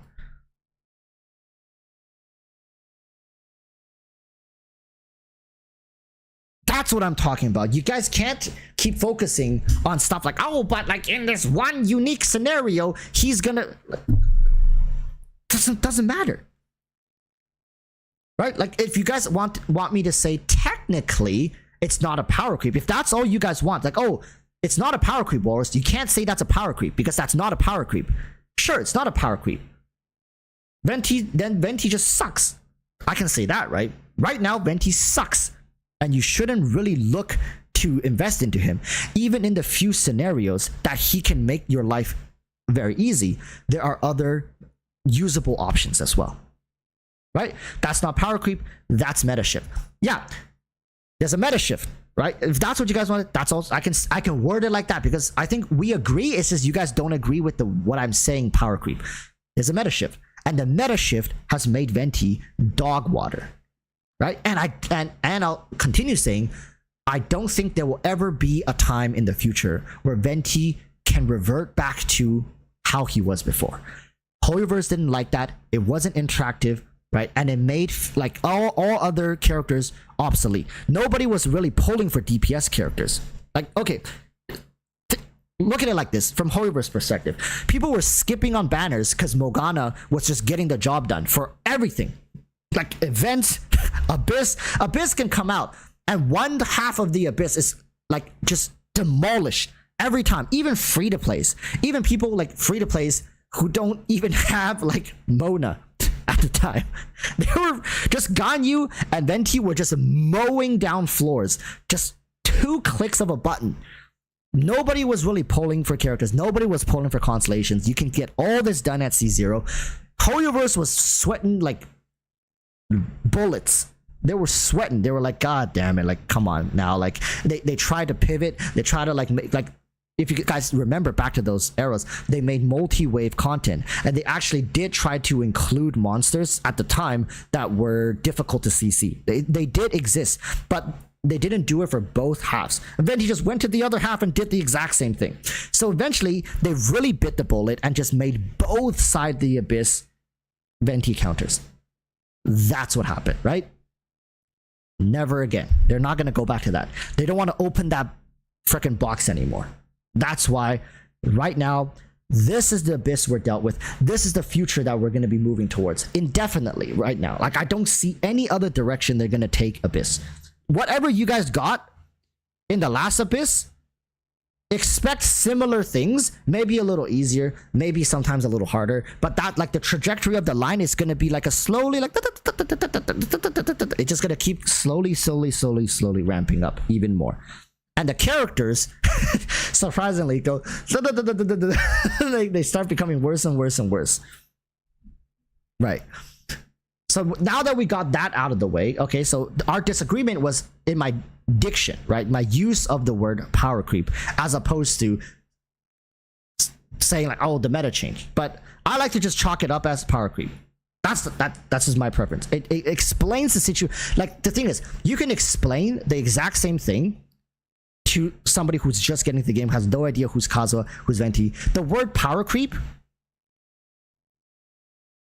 explains pretty much what happened. Like, what? Like, oh, power creep, so he's better than Venti. Not quite. Oh, so they're just as good. They're both good. Yeah, okay. So I can pull Venti then. No, I wouldn't recommend you do that. Why? They're both as good, right? Well, you see, like what the fuck is the point? Just tell them there's a power creep. Is he better than Venti? Yeah, he's better than Venti. You should just go for Kazuha. Just pull for Kazuha. Invest in Kazuha, play Kazuha. All right, don't play Venti. Play Kazuha. But it's a wrong term. Don't be so fixed. Listen, Satsu. All right, I'm sure you're a good person, and I'm sure you are a righteous person. But there are some times in life, trust me, when you get into like the corporate world, sometimes to save yourself the hassle of having to freaking like say, like, why say 1,000 words when one word can get the job done? You know what I mean? Like, the result is the same. Like, you see, like, just dumb it down at this. Exactly. Why do we have to go through, like, you see, the scenario would be, like I just mentioned, somebody asks you, oh, like, who should I pull for, Venti or Kazuha? Kazuha. Like, oh, like, why not Venti? Well, Kazuha's just better. Oh, so, like, what? Is he a power creep version of Venti? No, he's not a power creep version. Okay, so they're the same, right? And then they're the same. He's not power creeping Venti. Well, not quite. Well, you see, when it comes to CC, Venti, like, why would you act like, why would you put yourself in that situation? If an intern, right, let's say you're working at a company, you're working, you're busy, you have a ton of work to get done, somebody comes to you, asks you a question, and you can answer them and get them to go do what they need to do with, like, one word. Why would you go out of your way, stop what you're doing, go like on a tangent, explain to them every bit of technicality that leads them to go do the exact same thing in the end, just so that they can fully understand exactly why they need to, like, why that decision is the right decision, where in fact one word could have explained to them roughly, like, with 90% accuracy. I think, in my opinion, power creep explains roughly what happened to Venti and Kazuha with 90% accuracy. The last 10% is the variance, yes, of different unique scenarios where Venti is better than Kazuha. How often do those scenarios do happen? Very rarely. So technically, Kazuha is the superior option 9 times out of 10. But there is that 1 out of 10, you know, blah, blah, blah, blah, blah. Right? So that's why I choose to use the word power creep, because in many sense of the word, there are things about Kazuha that does do what Venti does better. Well, like his talent straight up buffs elemental damage, which Venti doesn't even do, right? He has things about him that Venti doesn't do, but it's the same thing with Yelan. Yelan does things that Xingqiu doesn't do, but Xingqiu also does things that Yelan doesn't do. But how, like I also mentioned, how important is Xingqiu's damage reduction and his healing compared to what Yelan brings, right? Is like not as important, but you can't completely ignore it. But at the same time, we can't emphasize it too much. That's not the right way. Like, this is not effective communication, right? Dim says, then just create a script before you record the video so you don't have to embarrass yourself. But you see, we're having a conversation. Why? Like, the thing is, why do you think people like watching streamers? Do you think, okay, so I'm sitting here, before I go live, should I record, should I make a script for my live stream? The thing is, I like enjoying having conversations because it's free flowing, because there is a dynamic to it, right? I could sit here and say and talk and have a conversation, and maybe I'll make mistakes. Maybe it gives you guys an opportunity to jump in, because I don't want to lecture you guys. I don't want to sit here and lecture people, be like, listen, here are my notes and I have all this stuff figured out, because I want to have a conversation with you guys. I want to sit here and be transparent and share my thoughts and just let my thoughts pour out and go as I think about them, as I have experienced the game, as I have interpreted the game, and I think that's a unique experience, right? Dimp, if you enjoy, like, if you only want to watch like content or game content that is scripted to the T, fully edited, right, with a production team where they spend dozens of hours editing with funky effects, text on screen, sound effects, like scripted with research done, I have no problem with that. In fact, I enjoy those type of content every now and then as well, but I don't provide that, right? It's like you go to Pokimane to watch global news, or you go to, I don't know, like XQC for like to to learn about astrophysics. I offer a specific type of content. I offer content that is conversational. I offer content that you get to actually look at somebody who's just talking about stuff as they come to him. I don't script my stuff. Okay, that's not quite true. I have bullet points, right? When I record my videos, I have bullet points because I need to say a lot of things, but I don't script out everything. I make points that I must talk about these 6 points in my video, and sometimes I'll linger on one too long. That's why you see I'll cut things out. I'll cut like you don't get to see the raw version. Most of my recordings goes up to 20 to 30 minutes. I do ramble, I do talk a lot, but that's because my thoughts are free flowing, right? Tim says no, not the live stream. No, I am talking about my videos. My videos are not scripted, like he said, but that's how I want to make the content. And people was like, well, isn't that just lazy? But the thing is, I would argue, if you go ask a content creator to sit here and free flow and just let their thoughts pour out and having them talk, now most of the content creators can't do that. Like, they can do it on, like, if you go look, that's the thing, you go onto the live stream and you see them, they're very different from their videos. Their tonality is different, their diction is different, the way they talk is very different, speech patterns are different, because that's a different experience, that's a different medium. For me, my live streams and my YouTube videos are very similar, actually. They're just conversations, right? A lot of people are like, oh, but like, that's why you don't get many views. But it's not about the views, people. Right? It's not about the views. It's about doing what you enjoy. Like, let be honest. Be honest. Would you, like, why would I turn what I'm doing right now into a day job when I already have a day job? Right? So it's like, why am I going back here? Why, if I wanted to structure content for the views, trust me, it's very easy. It's very easy to structure content for views. People are like, but you clickbait. Walrus, you clickbait.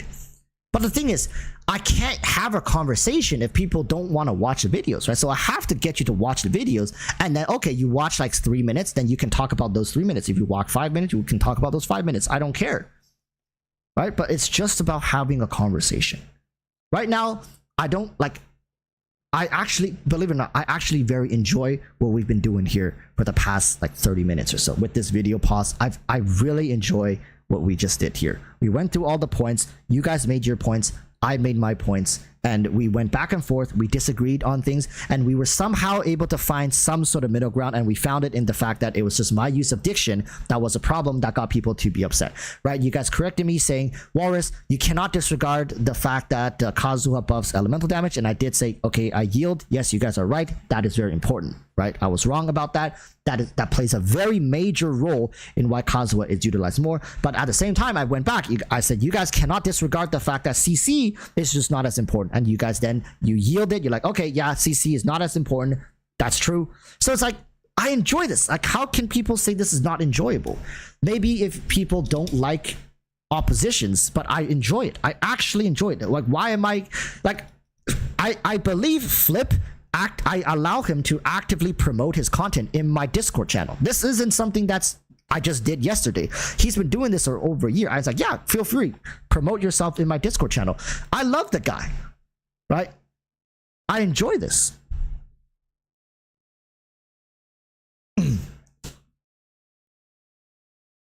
So, anyways, we have to finish the video.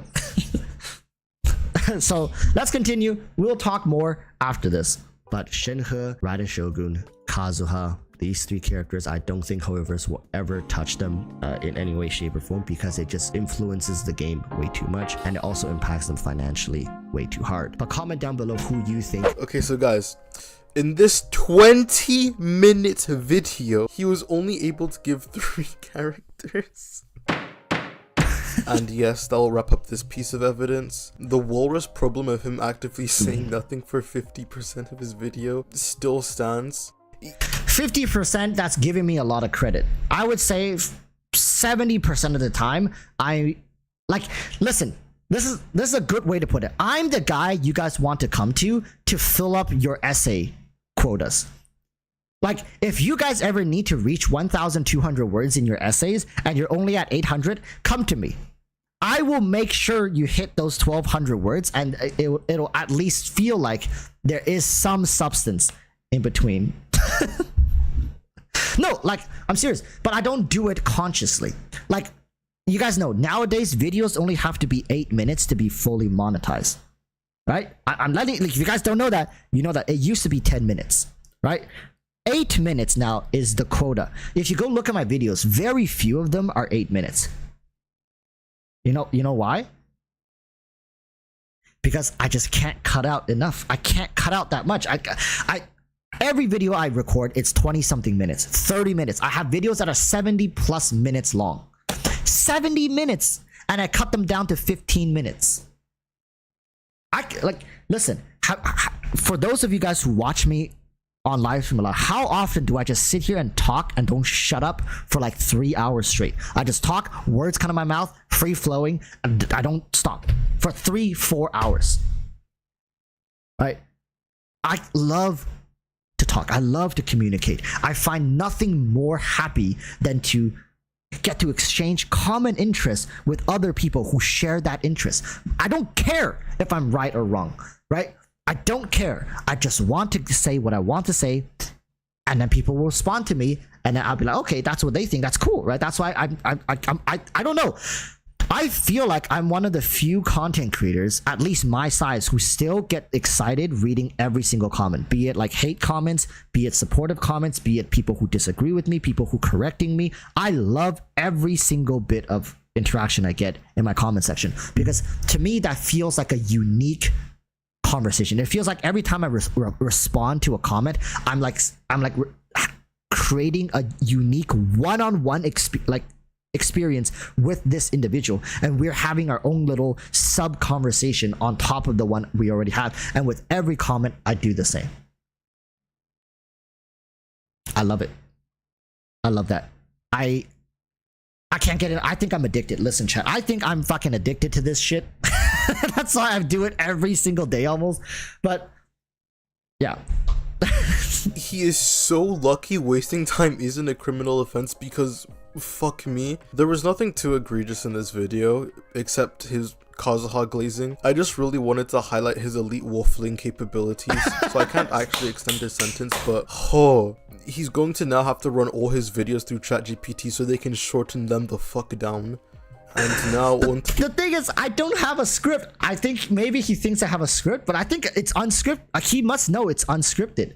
Right? So ChatGPT can't help me. The last piece of evidence, which brings up a statistic I didn't think I would ever have to dive deep into again: usage rates. Oh, usage rates. Oh my god.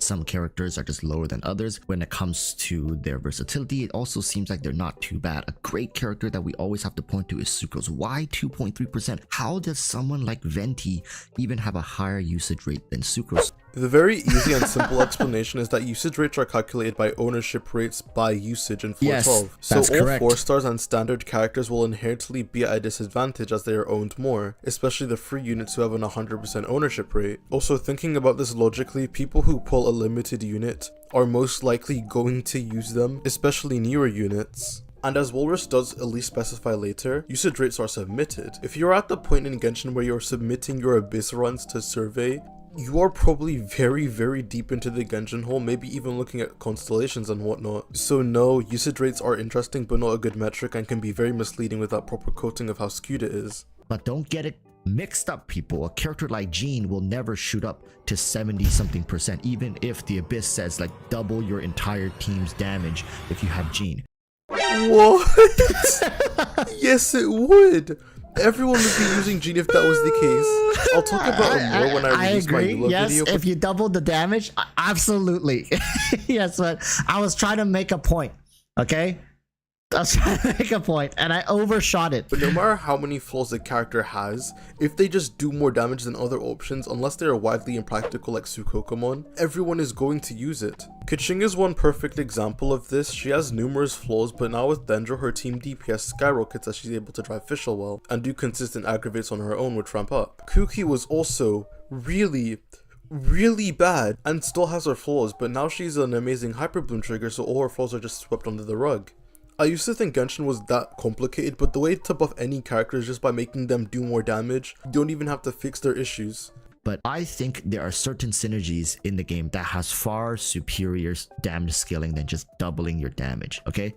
Tell me one character that will double your entire team's damage by slowing them in over another unit. Like theory crafters or some people who are in the depths. Wait, is there no character in the game? There has to be. Like, for example, if you're playing Amber and then you switch Amber out and slot in another unit, let's say Kazuha with Viridescence,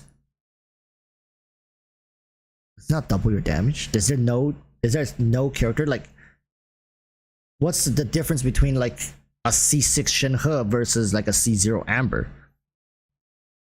Like, it depends on the team, it depends on like the content.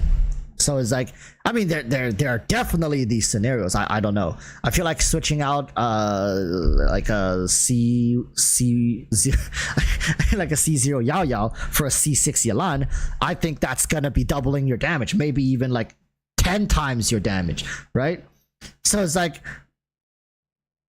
there are definitely scenarios, but I guess he was making a point. Like a dungeon well. trying to figure out some weird niche ways. And also, he made a point saying that usage rate is skewed because more people own 4-star characters. Therefore, there's going to be a lot of these 4-star characters that are just underrepresented because a lot of people own them for free and they're not going to use them, right? But then how do you explain characters like Bennett and Xingqiu and Xiangling who are like constantly overutilized as a 4-star character? So usage rate has a place in evaluating a character's current favorite, like current relevancy, right? Very like current. That's why I do these videos every patch.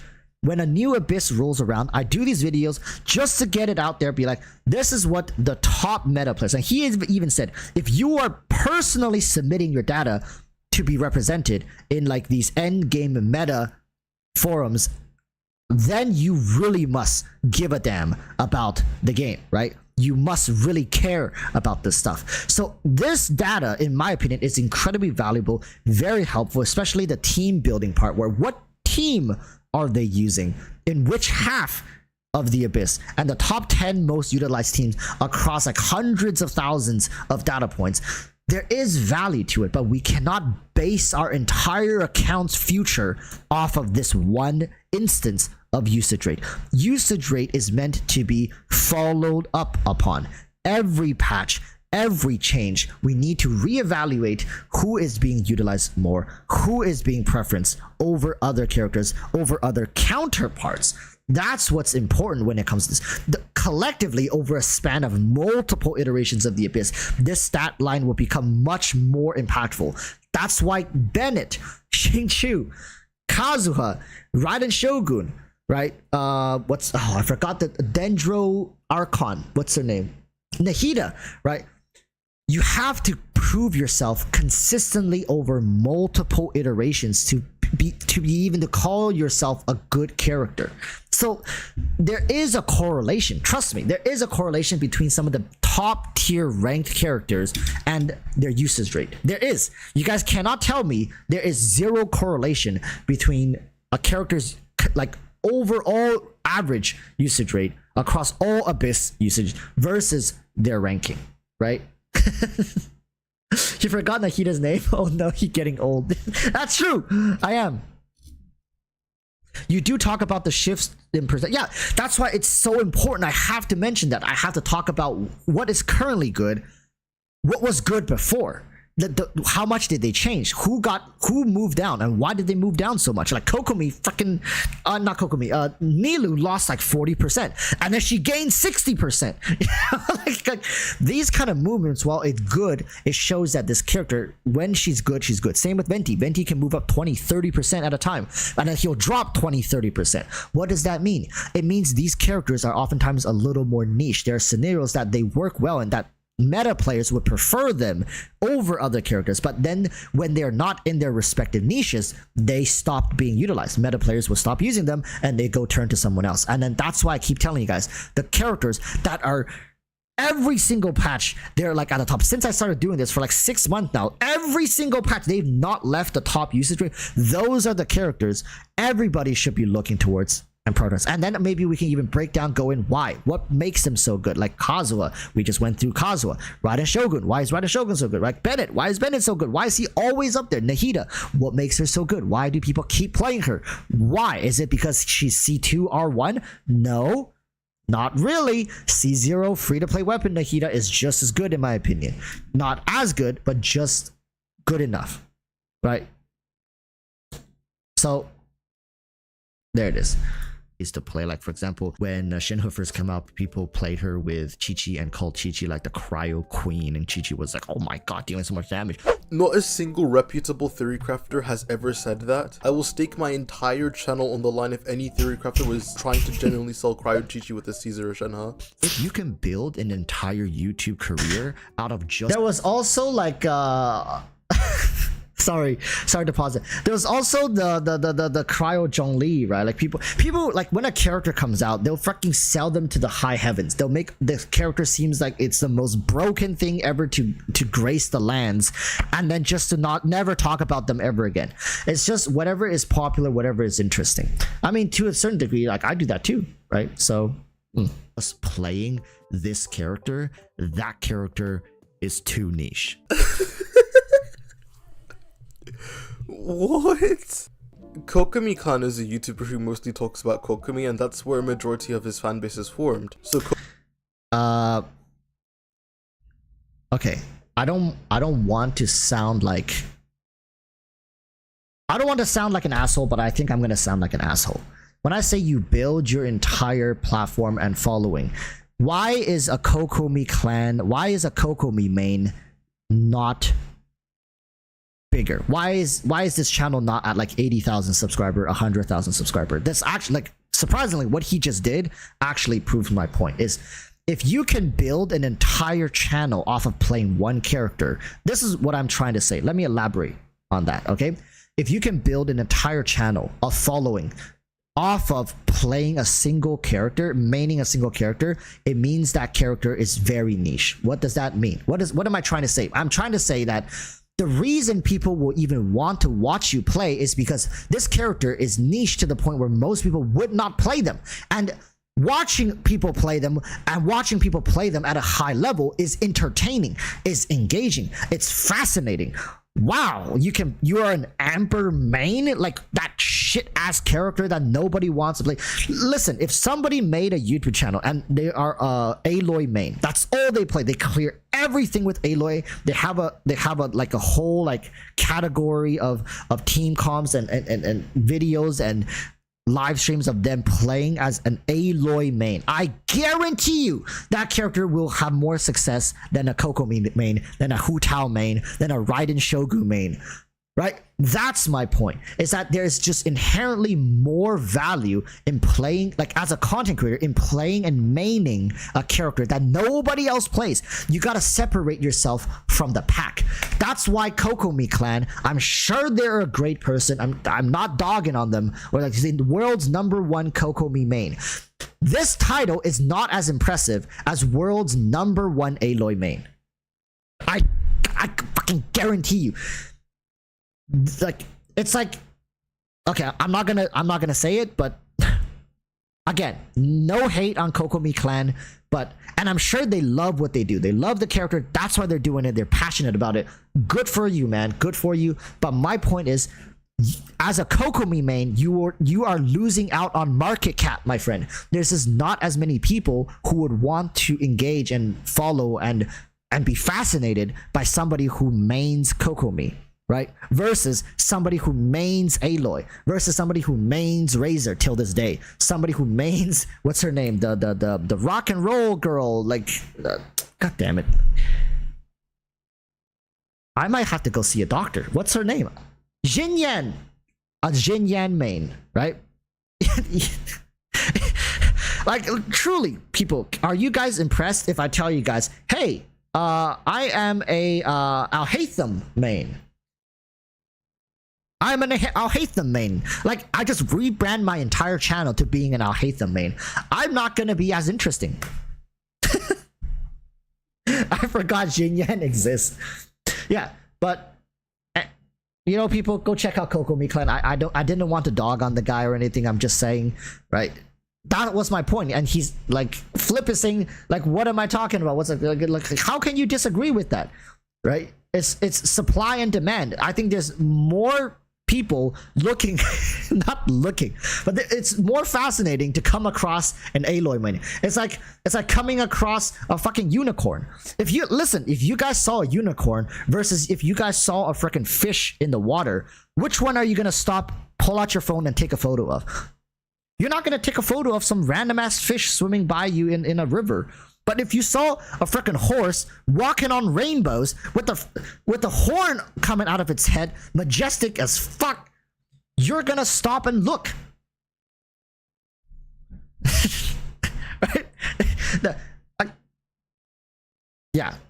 Khan is a YouTuber who mostly talks about Kokomi, and that's where a majority of his fan base is formed. So Kokomi is a niche unit, right? I don't even know anymore. I'm just confused. What are these arguments? I feel like I'm getting dumber listening to this. I know there's gonna be a guy commenting like, well, Warriors, I've used Hazel to 36. Again, you are the minority, right? Sure, take pride in the fact that you're using and clearing the game with one of the least. You see, is he saying he wants me to say Hazel is OP broken or Hazel is relevant because one person did it? If one person can do it, then we cannot say this character is bad or not good, right? That's my point. Is yes, everybody is like, every character is going to be used to clear the abyss. That's just the nature of things. And even out of a very small percentage of people who are submitting the stats, no character is 0%. Absolutely no character is 0%. It doesn't exist. There's always somebody. I believe Hazel had like 6 usages. I believe 6 usages. Sorry, this is 6 for Chinese, not some gang sign. Okay, this is 1, 2, 3, 4, 5, 6, 7, 8, 9, and 10 in Chinese. Hand signs. This is not this is not what's that? This is not hand signs. Yeah, this is not hand signs. This is just how Chinese people count numbers from 1 to 10, right? So I believe there was 6 instances of usage for Hazel. So I don't know. Honestly, I get his point. He's saying like we can't write off characters just because people don't play them and say that they're bad. Oftentimes it's not because they're bad. It's just they're playing other options, right? The usage rate is not a direct reflection of how powerful a character is. That I agree with, right? If that's what he's saying, I agree with him. Is that yes, Hazel is not like the weakest character in the game. Absolutely, I agree with him, right? If we're working out the mathematics and laying out every character's damage potential and the usage potential, I'm sure a lot of these characters are misrepresented in how little they're used. But my point in making this video was always to showcase what is currently popular with the meta players. What are people prioritizing and using to clear the content? Right? I'm not selling it as like a gospel of you can never pull Hazel, you can never invest into Razor. I'm saying nobody wants to play them. And actually, I find it very interesting as to why. Why the hell are people not playing Hazel? What's wrong with Hazel? Right? It's interesting. It's fascinating. But the truth is, people don't want to play them. Meta players don't like playing these characters. Use characters in terms of general CN meta. I still don't really get why CN meta is seen as this like really majestical thing. They use the same teams that most people do, and it's not like CN is a fucking hive mind. The people here probably also think some of these placements don't make sense. People hear the word CNT, CN meta and act like it's some sacred script. Okay, you know why it's like that? Because CN by nature is just a more critical region. EN is more free flowing, and I guarantee you guys this. I swear to the heavens, like CN. If you are a theory crafter, you would love CN. Actually, CN are the people in CN enjoys talking about the nitty gritty mathematics and working this stuff out. Right? They love talking about this. In fact, a lot of like the whole memes about Asians being good at math and Chinese people, like it's like, yeah, like it's true. They have to study this, and they're actually nowadays utilizing it a lot in analyzing these statistics, working these numbers out. To them, it's very fascinating. They find it more concrete. Like the type of content I make would never work in CN. They don't give a damn about having a conversation. They don't want to talk for the most part. They don't want to talk about it. They just want to talk about the facts. What is concrete? What is like? Don't waste my time. For kids, they study 28 hours a day. For people, adults, they work like 50 hours in one day. They don't have the time to sit here and have casual conversations. Tell me the hard facts. Don't bullshit me. Give me the numbers and I'll go execute and I'll go do it. Don't waste my time. CN people hate having like chit chat, time like, wasted. That's why it's a region that focuses more on efficiency and hard data. Can people not have conversations? That's not true. We're not speaking in black and white. We're talking the vast majority of the content creators and the active online space in CN are meta driven. Constantly working around meta, constantly working through theorycraft, constantly looking like data mining, like taking like, information and applying, reapplying, testing, retesting, and figuring this stuff out. That's why they built a reputation of being credible, and people look to CN and they actually really enjoy what usually comes out of CN. CN is fucking nuts, man. Soraxis, yeah, CN is crazy. But that's why, like, if you are not obsessed to a certain degree, are you really a reliable source of information? Right? You have to be obsessed. When most CNTC is done independently, is hard to follow and isn't really structured. And this is not to say like EN or KQMTC is any better. It's been memes to the point people call it poverty-C because of how much vertical investment is generally disregarded. But I don't know why the general community acts like CN meta is so different from the EN community. It's just weird. Well, that will conclude the last piece of evidence. My brain has been fried. I don't think Walrus has ever really looked into the EN theory crafting scene ever. I don't know what he's talking about it. His videos and arguments are really hard to follow, and I feel like he just doesn't know what he's talking about. I've had to watch a lot of his videos back to back, and I think his interviews and when he talks about how Hoyoverse does things are pretty good, and I enjoyed watching them. But his meta takes on whenever he looks at this data is just so mind-numbing because he says so little with a lot of words, and almost nothing he says is really helpful. Let's just round out his sentence. First, I'm finding you however much a lobotomy costs because I definitely need one after this. And 2, I extend your sentence by 3 years for making me have to talk about usage rates again for a total of 7 years in the big house. And unlike Walrus, I actually know when to stop talking, so that will be all. Court is now closed. All in all, it was pretty fun to revisit Walrus almost a year later. I don't even know what to say, but I hope the video is at least funny. And on that note, thank you guys so much for watching. If you enjoyed the video, make sure to like, subscribe, and comment your thoughts on EroticWalruss. I do like it. I hate saying that name, as I'd love to hear it and I respond to almost every single comment. Thanks again for watching, and I'll see you guys on the flip side. Peace. Oh, I can't play that song. Yeah, I actually just letting that song play in the background, I think I'm already demonetized. just saying. But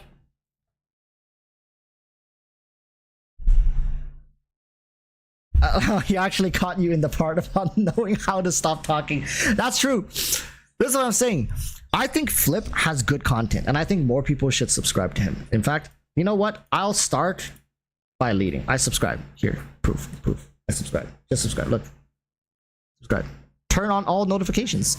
Yeah, for those of you who are watching who don't have all notifications turned on, turn that shit on, man.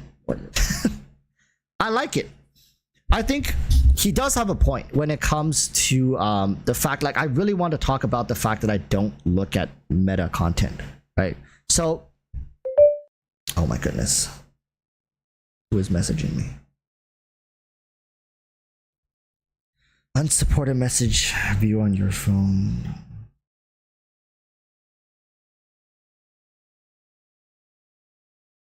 Okay. So I don't look at EN meta content. Why? Is because a lot of EN meta content actually is aligned with CN meta content. There's a lot of, like, I've seen a lot of EN meta be derived from CN, like works that were started by CN theory crafting.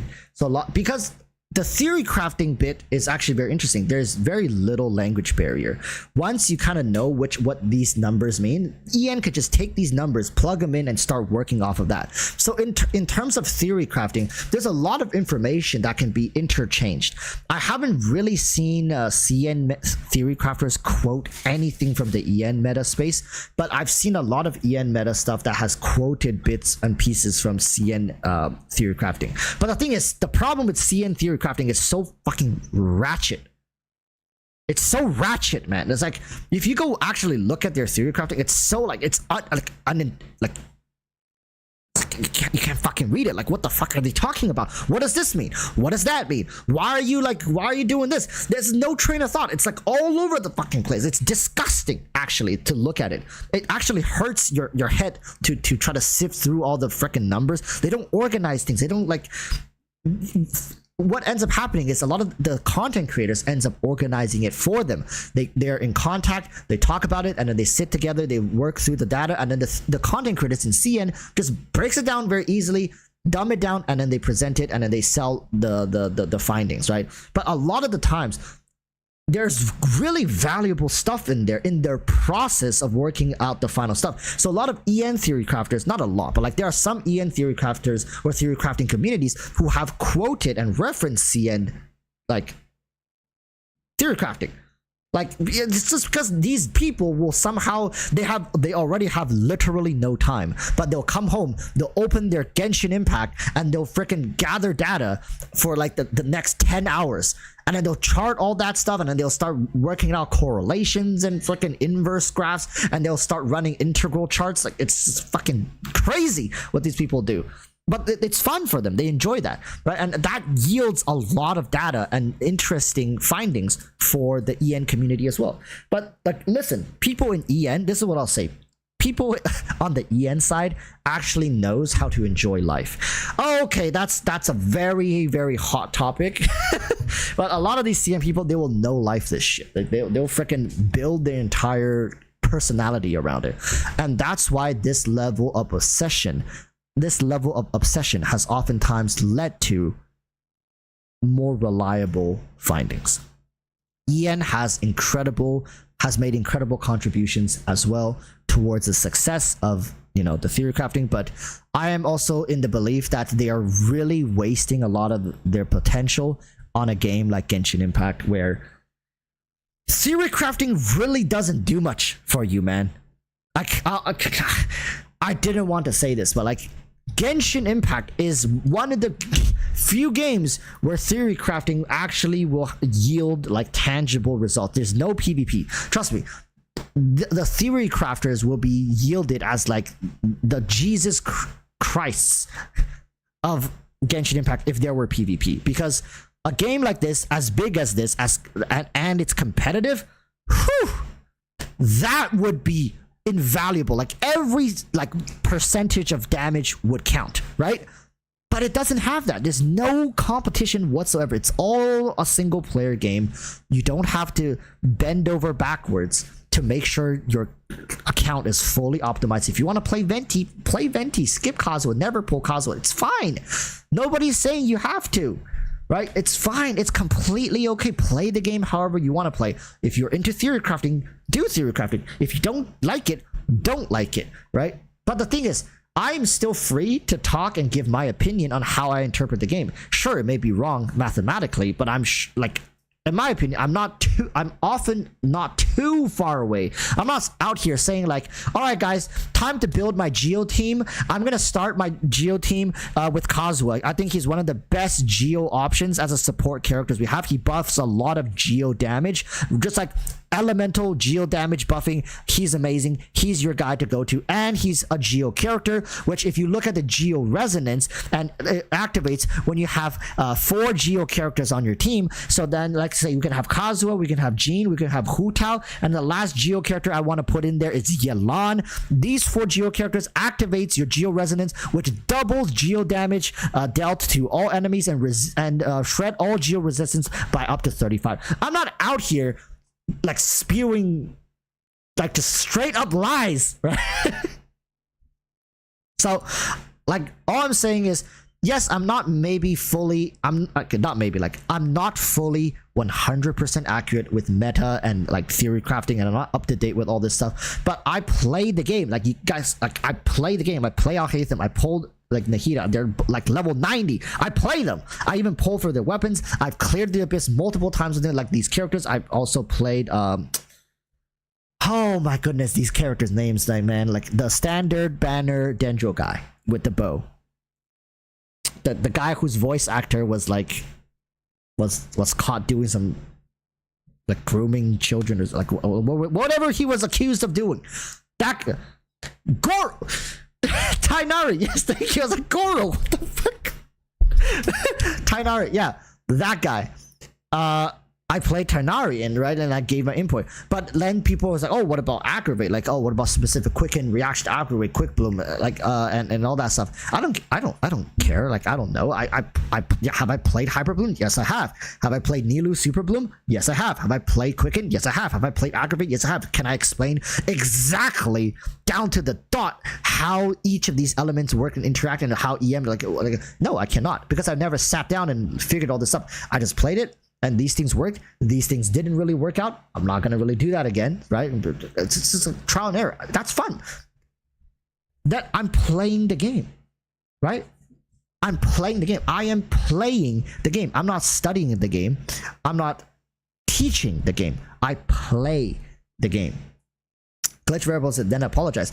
Yeah, but the thing is, I never said that I am the definitive meta guy.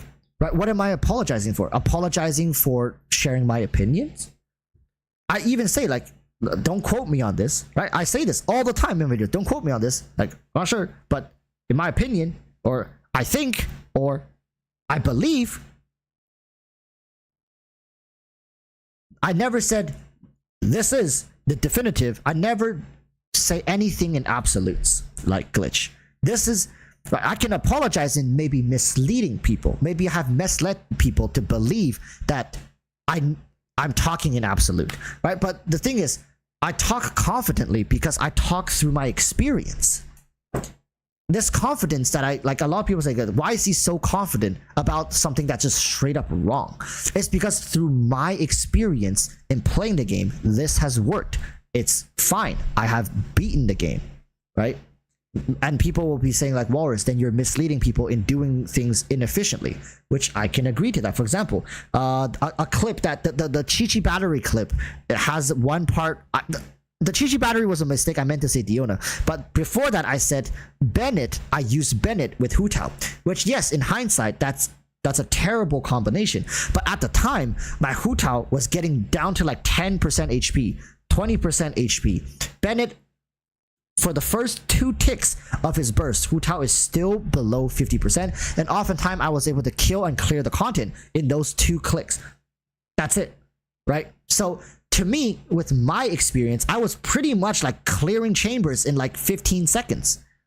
Like starting from the second chamber, because the first chamber I need to get down to that HP first. But I always brought my Hu Tao down to 10%, 5% HP with a Zhongli shield, and then Bennett taking twice, and I'm able to abuse his scaling, which also isn't that important, but I was able to abuse his attack buff, which Hu Tao doesn't really need that much, but at the time it was a noticeable difference, and I was able to get 2 ticks, which was like what, like 2-3 seconds of his buff, and I was able to kill the enemies. And oftentimes I would dash out of his burst, but the instance of damage is calculated on contact with the enemies. It doesn't matter that I'm now out of his burst. That one instance of damage was enough, and then I'll dash back, which, yes, I don't have his burst field, and I'm back on the burst, and I dash again, right? So in my experience that was a functioning team, right? But when it comes to meta, see, this is where,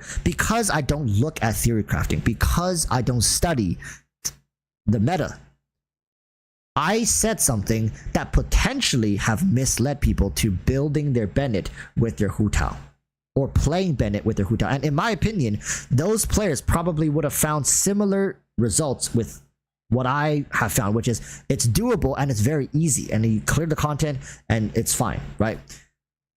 And in hindsight, building Bennett did not end up as a mistake, did it now?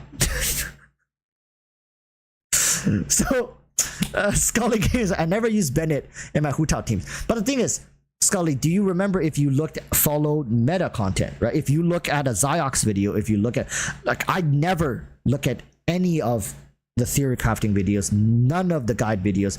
Till this day, I've never looked up the solution to any puzzles in Genshin Impact. I've never opened the interactive map. I've never done any of this stuff.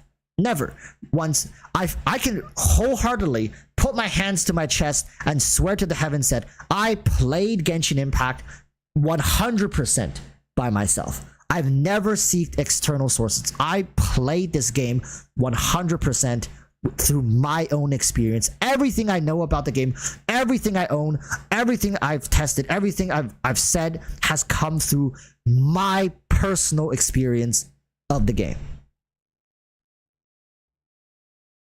It's not a flex, but I truly feel like I have a different experience than 99% of other people who also have played Genshin Impact. And unfortunately, you guys will never have the same experience that I have, nor do you want to. I'm telling you guys, it's a frustrating experience.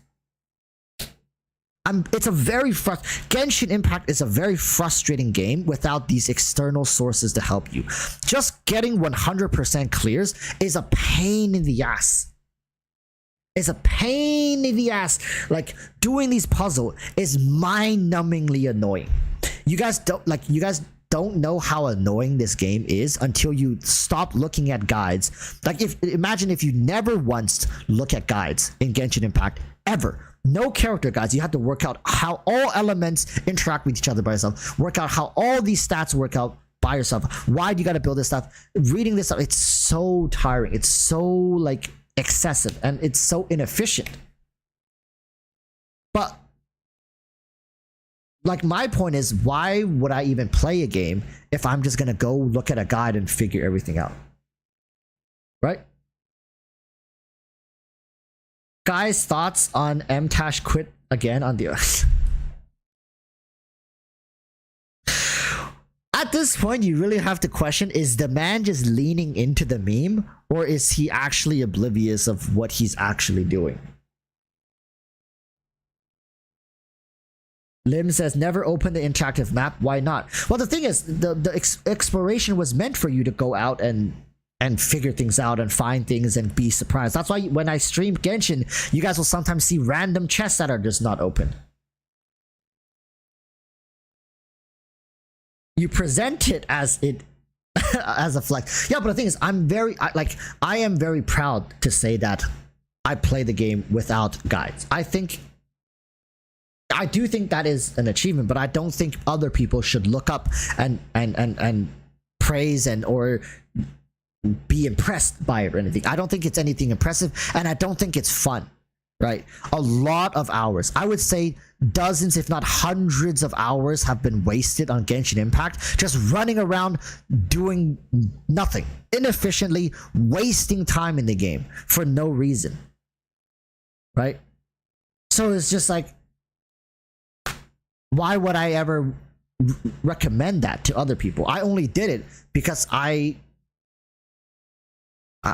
don't know why I did it, right? I think I was enjoying the game so much, figuring things out, trying things out, testing. I just never thought to go look for guides.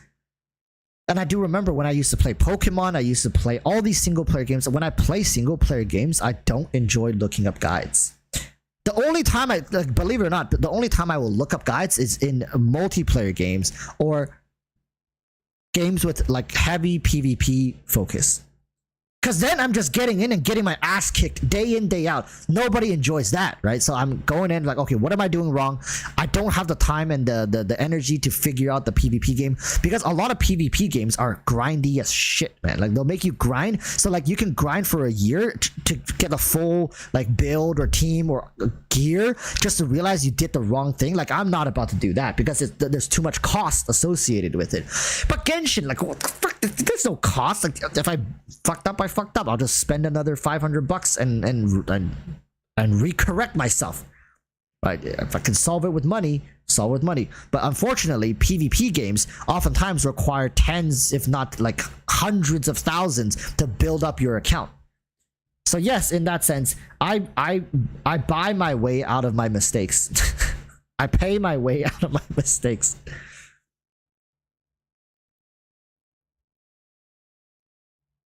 Spooky Cat says, I think he is tired and frustrated by the Genshin and Honkai Star Rail players that downvote his Diablo video, and he wants to focus on touching grass to take a break from that. At least it look like that. Okay, maybe we should let's react to it. Let's react to it. I think it's easier if we just react to it. I don't know what people are talking about. Goodbye for now. It's 6 minutes 51, so you know he really means it. It's not 8 minutes and 1 second. If you guys ever want to see if a content creator is stretching out their videos for the sake of stretching out their videos, 8 minutes and 1 second, that's usually a very telltale sign. Hey everyone. Okay. Hey everyone. Mtash here. Let's see what he has to say. Okay, I'm blocking him. I'll move over to this side. I'll bring chat with me over to this side too. Let's see what the guy has to say. I don't hate the guy, to be honest with you guys. I much like you guys, I started off watching people like Mtash and TikTok, right? I don't hate the guy. Let's just see. Mtash here. Very quick video. I just wanted to address something very quickly. I didn't really make a post about the balance changes and the buffs to the Nightmare Dungeons and stuff, but this patch kind of saved Diablo for me. And I'm very excited to see where they go with Season 1. I was feeling very bored of the level grind. It was very slow. It was very tedious, unfun, walking from Nightmare Dungeon to Nightmare Dungeon. It just didn't flow nicely. And knowing that Season 1 is kind of approaching, my motivation to grind any longer was, not really there, if I'm being honest with you. And I think that I'm dealing with some kind of burnout issues with content creation as a whole, and I wanted to address that right now. I think that this patch is really good, and I think that my coverage of Diablo, some of my guides that I've made, I think have been pretty solid, but I haven't been super, prompt with news and some of the videos I probably should make, and I think that that's because I have, 2 boys. I've got a couple baby boys. Well, I got 1 baby boy and I got a bigger boy. And I'm busy with them. We're actually building a new home, and I've been busy with that. And it's harder and harder lately to jump downstairs and grind out Diablo 4 or grind out any game when I can hear my baby boy upstairs, laughing, or falls and hits his little head and is crying. And it's like, I am in this stage in my life right now where I think that because of my coverage of Genshin Impact and Honkai Star Rail, I think I burnt myself out to a point where I don't think I've ever been. I was so miserable for so long, but forcing out content because I grew a ton from the game, that I think I didn't kill content creation for myself, but I have never had lower happiness and motivation. And Okay, before he continues, in my opinion, I think he's reached a point where he's made enough money, he's garnered enough success. At a point, you just have to realize, why am I still grinding the way I'm grinding, right? For example, maybe if you look at really successful business people, entrepreneurs like Elon Musk, he always has a goal. He always has more things he needs to work on. He'll never stop working. Same with the late Steve Jobs. These people were workaholics. Working was their personality.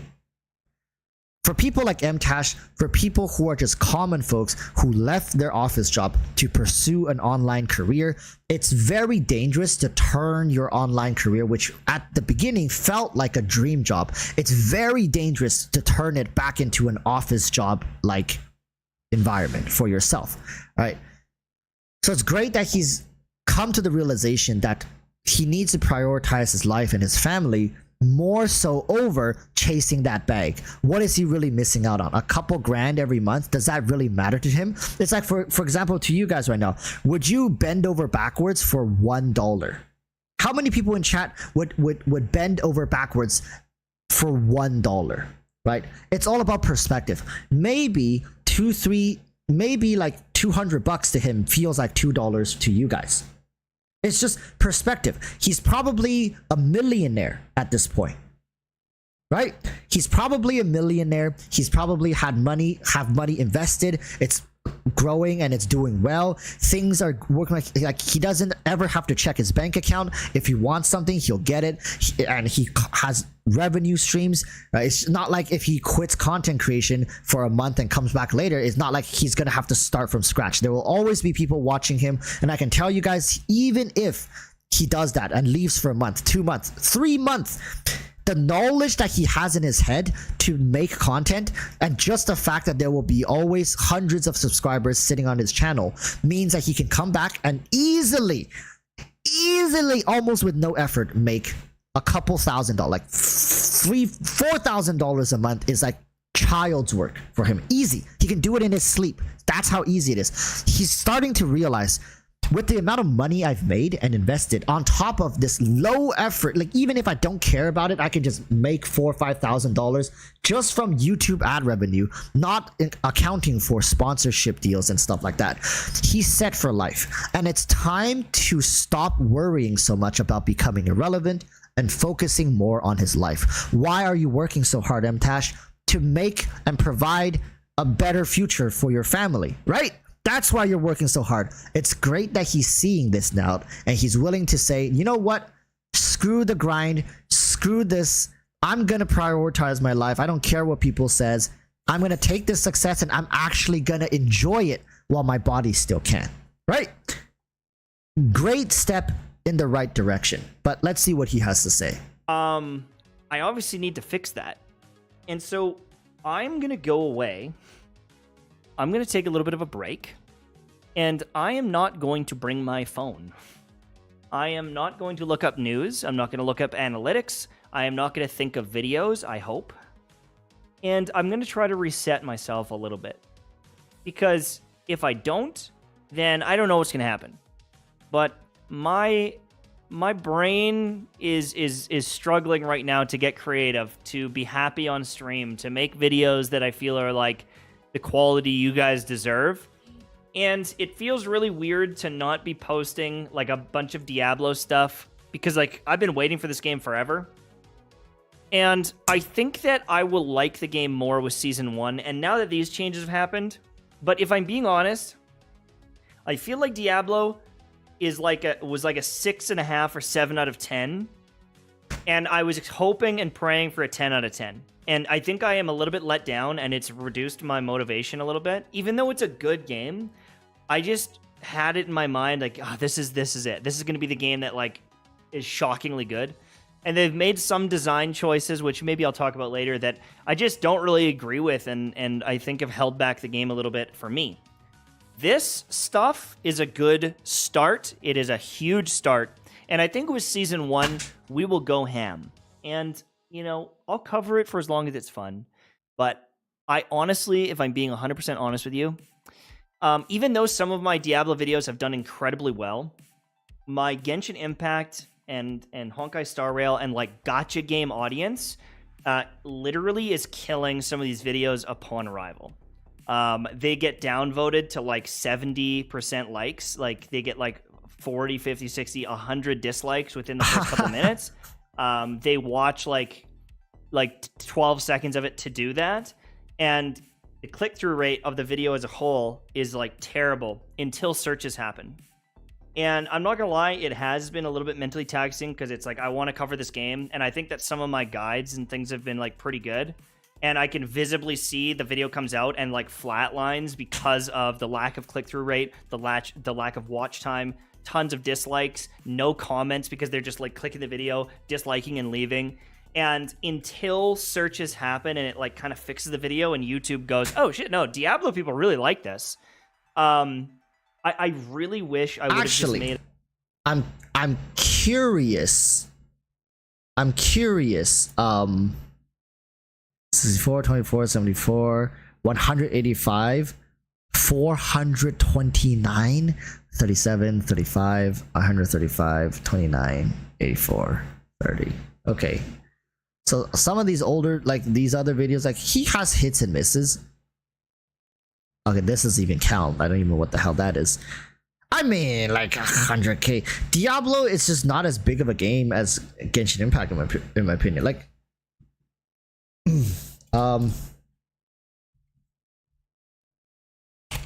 let's see. A month ago, so there are people who are like 910,000. Well, how much Genshin did? Like Genshin, like some of the top Genshin videos have like 3 million views, right? So like I don't think he should be very discouraged in the fact that some of his videos, like there are like these pop-up videos too. It's just I'm sure there are a ton more content creators jumping into Diablo than there were for Genshin Impact. You guys got to remember, Diablo is a huge title. Like most people in the West knows about Diablo as a franchise, but Genshin Impact at the time of release was like, what the hell is Genshin Impact? Right? People didn't know what Genshin Impact is. Oh, did I close? Yeah. So Genshin was like a hidden gem of a product to make content for, and he was one of the few lucky people who actually took advantage of Genshin's like explosive success. So I don't think he should be too discouraged. And yes, it sucks that there's like degens who are following you around just to dislike your content and hating you for it. It sucks, but you also got to look on the bright side. It's like, I don't want to say exactly how much money 60,000 views is, 50,000 views is. I mean, it's relative for him, right? Again, he used to make like 3-4 times that much, but now he's making 25%, right? Like a quarter of what he would normally make. Of course it feels bad. So like it's not like that I don't understand, but relatively speaking, he's still doing very well. Most people would kill to have the success he has. Most people would give up, like, as long as it's nothing personal, they could give up a lot to get to where he is right now. 50k per video, like I'd say you've made it pretty much. I think have held back the game a little bit for me.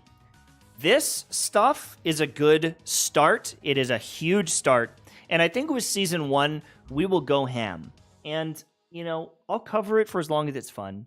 But I honestly, if I'm being 100% honest with you, even though some of my Diablo videos have done incredibly well, Yes. my Genshin Impact and Honkai Star Rail and like gacha game audience literally is killing some of these videos upon arrival. Oh, they get downvoted good, and I can visibly see the video comes out and like no comments because there goes, oh shit, no, Diablo people really just made a second channel for Diablo, kind of like Dark Microtransaction did. I'm so happy that like I don't think it was a smart move to make Diablo on his main channel as well, because gacha is gacha. Like I can continue playing Wuthering Waves, Tower Fantasy and stuff as long as it's like gacha games. It's fine. I can do it on this channel because a lot of people, like a lot of you guys, are probably looking forwards to Wuthering Waves, to stuff like Zenless Zone Zero, right? Like that's fine. But if I suddenly wanted to like make like League of Legends videos, I don't think it would be a smart move to do it on this channel, right? Like as somebody as experienced as he was, he should have known that. Maybe he thought like, oh, like there's no way these Genshin people are gonna go out of their way to come and dislike and ruin his videos. Like maybe that he's succeeding and doing well, but it really opened my eyes to like, I think I might have made a mistake here. And I think that that's playing into things as well. I do take my content pretty personally, and you know, when it is your business and you see things happening, I'm not going to pretend I'm the best content creator in the world or that like my videos are like a must watch, the best thing out there. but I feel like some of the videos didn't get the views that they deserved, especially at the time. And I think I'm a little sad. I'm a little hurt by it. And I think my motivation is like kind of down because it's like, oh well, I could cover this news, but no one's gonna watch it anyways. Even though I understand some views are up and they're doing really good. There's a few videos that got like 20,000. Well, what do you mean no one's gonna watch it? You have 50,000 people. Are those no ones? Come on, MTash. You can't phrase it like that.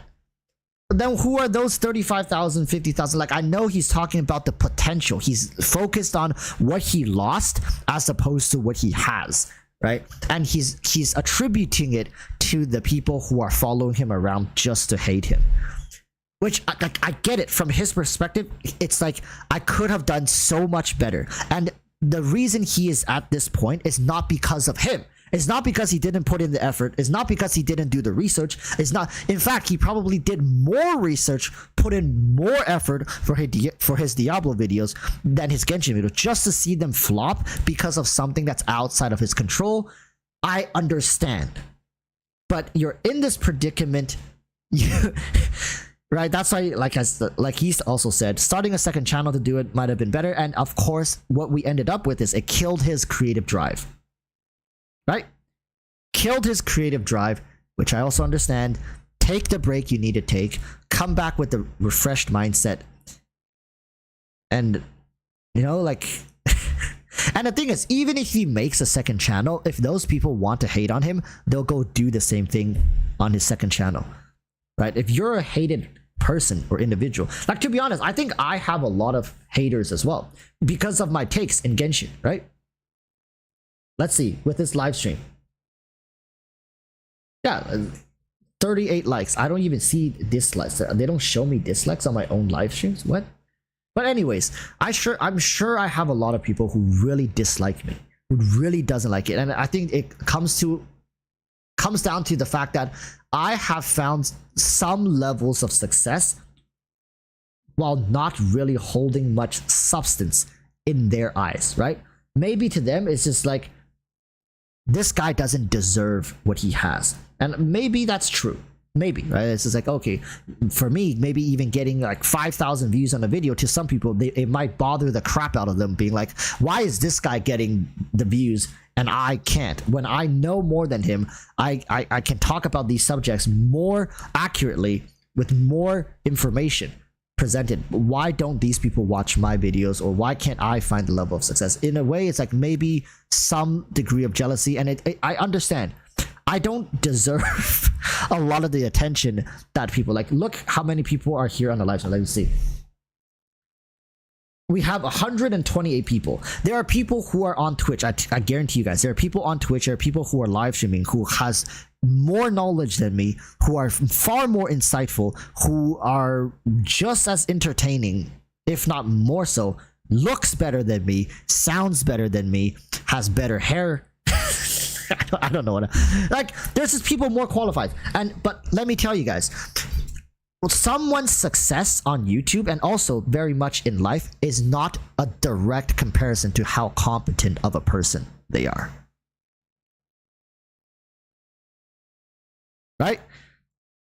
Do you guys truly think that Elon Musk is the smartest and best person to be leading the transformative automobile industry, or like the integration of electric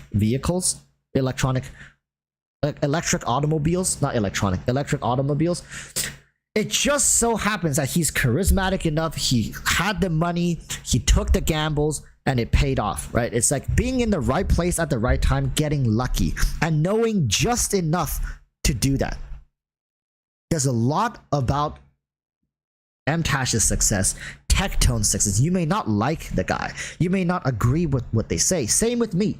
You may not like what I have to say, or agree with what I say, or think that I'm a very credible source of meta information for Genshin Impact. But the fact that we succeeded, or for me, I guess I somehow succeeded and pulled the views that I do pull now and have the audience that I do have now, is largely attributed to the research that we did prior to starting our channels, starting our channels at the right time, building our channels through consistency, and understanding what makes people watch videos, click videos, and engage with you, and doing this consistently over many, many, many years, or for the lucky few, many, many, many months. Like Twanto, he came out of nowhere. He was on TikTok before, right? He capitalized on his interesting personality, his quirkiness when it comes to editing videos, his unique sense of humor, and his casual approach to the game, right? And of course, his good looks. He capitalized all of it at the right time, packaged himself very well,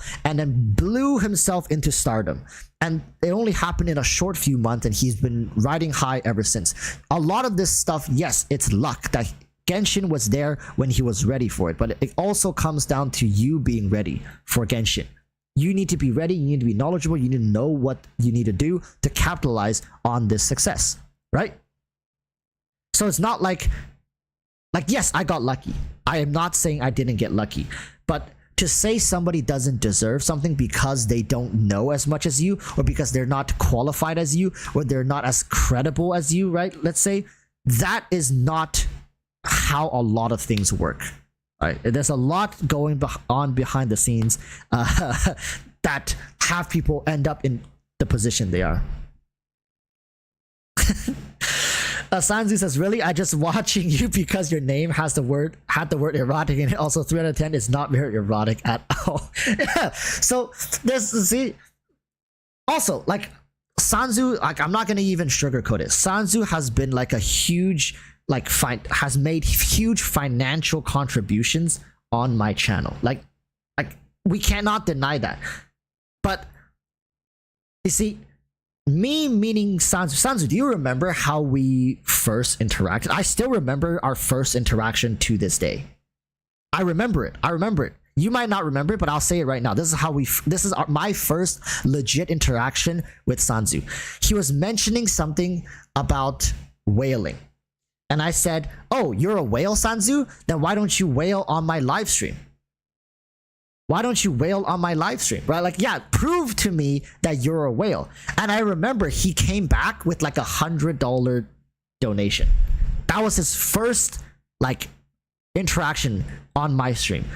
And I remember it to this day. And I was like, God damn. Like, imagine if I just skipped his comment. Imagine if I just never read it. He would have never had that interaction. He may have come back, he may have not, but our relationship would have never continued, and he would have never sponsored so many giveaways. And to be honest, Sanzu, that interaction propelled my channel into what it is today, right? Like, a lot of the success we have found along the way was during those times where we did a lot of giveaways. You sponsored many giveaways, and people kept coming back for the content, for the giveaways and stuff. They got to know me better, and that's also luck, in my opinion, right? That's also luck. It's just, I was here, you were there, you made a comment, I read out the comment, and then you responded in that specific manner, right? So when people look at how things happen, like, but if I never put in the consistency, if I never like live stream, and I don't even know how Sanzu found my channel, people, like, till this day. I think he mentioned that he found it through the Kaching guides. So maybe making guides, making some sort of meta content did help me in the end. Was I the best Kaching player? No. Was I the most dedicated theory crafter? No. But I knew my way around the character. I was about to say both inside and outside. But I knew my way around Kaching, okay? I played the character extensively. And I was doing a lot of the stuff. The combos that I figured out was later I realized was the exact same combos that the theory crafters was saying to do for Kaching was, but I figured it out just by playing the game. So I was very proud of myself. I really enjoyed playing that character, and I made content for Kaching. I think my Kaching content are one of the few that is very difficult to scrutinize. Very difficult, my old Kaching content. But I eventually grew out of that content because it was very tiring for me, and I did not want to be just associated as like a guide person, and I had so many more things I wanted to talk to you guys about. Yeah. Sandra said, like I said, it's the word erotic. Lim says, why don't you whale on my bank account? Yeah, like at the time, I remember Sanzu was saying something like he was sharing his experience being a whale. And I was like, if you're a whale, prove it. Like, oh yeah, I think that's what I said. Like, if you're a whale, prove it. And then he proved it. Right? So I have very fond memories of our first interaction because I never had people that were doing that stuff back then. I'll never forget that electro buff video. Dude, I was so desperate for an electro buff, which they did. They ended up coming through. Elliot Malonga says, honestly, your videos just showed up on my YouTube feed while I was looking at character guides. To be honest, if I wanted to grow my channel, I should just go back to making guides. Like, I can probably hit 100k if it just went back to guides. But guides are just...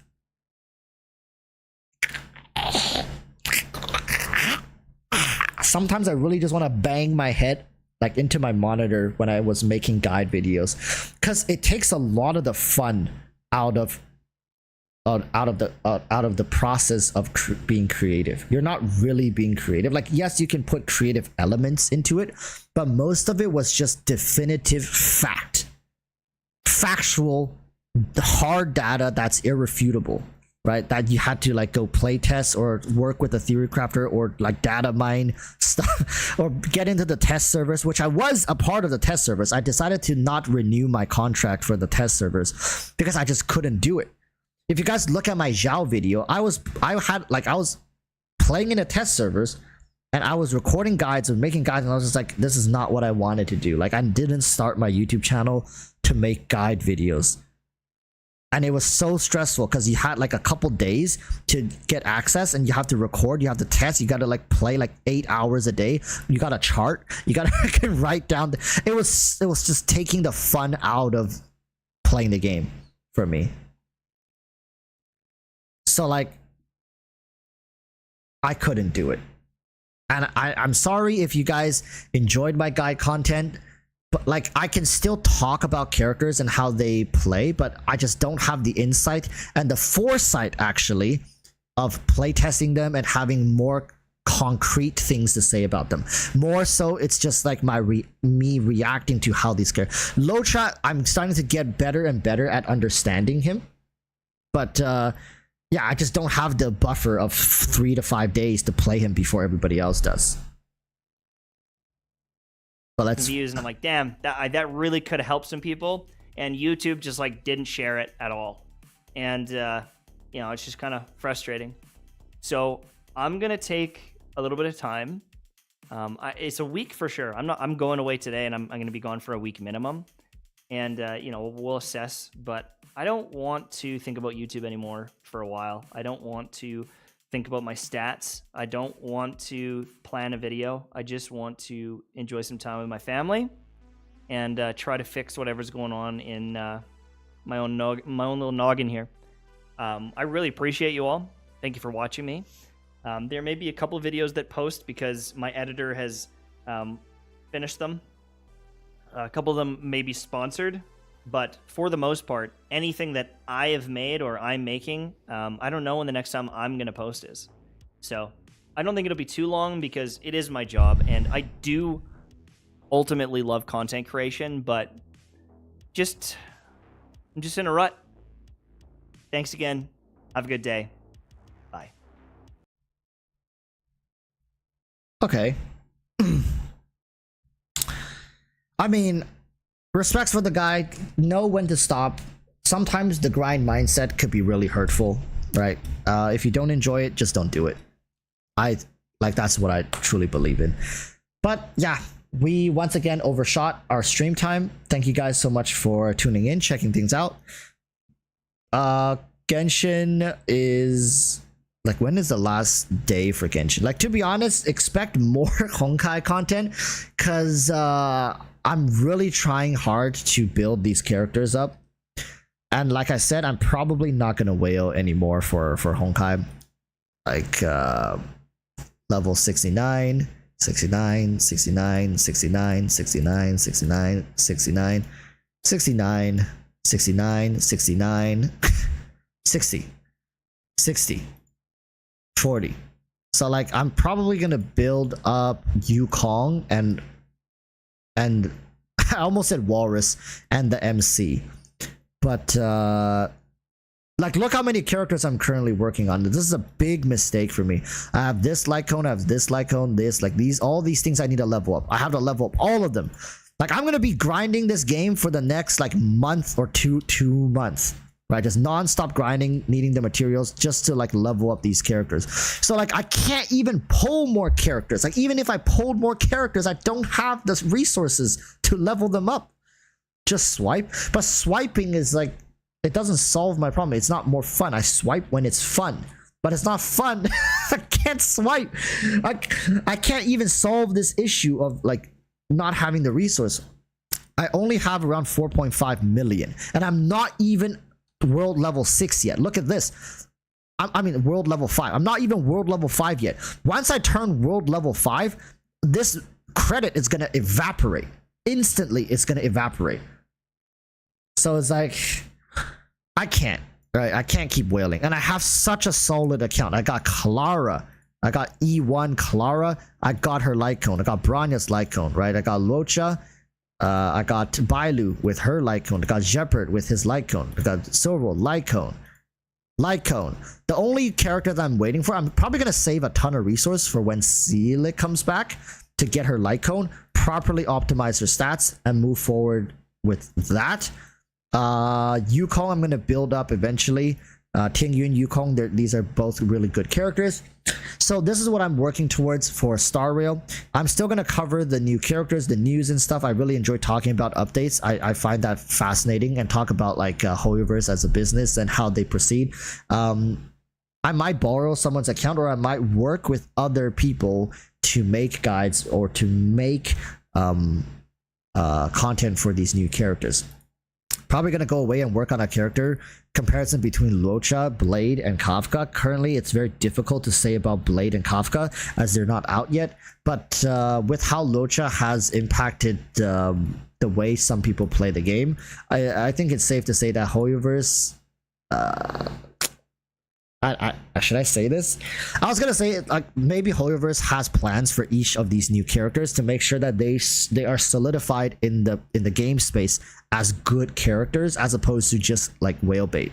But the thing is, Kafka really seems like it's coming off as kind of a whale bait, or like they know she's popular. This is what they've always done with characters that are super popular, that they know are gonna sell like hotcakes regardless of if they're good or not. So I feel like I'm worried that Kafka is being treated as one of those characters where they can just kind of nerf her, make her not as good, and people will still pull her, especially put some power back into C2, so then get people to wail for her because they already were gonna like, you know, lick her feet or whatever the hell people do.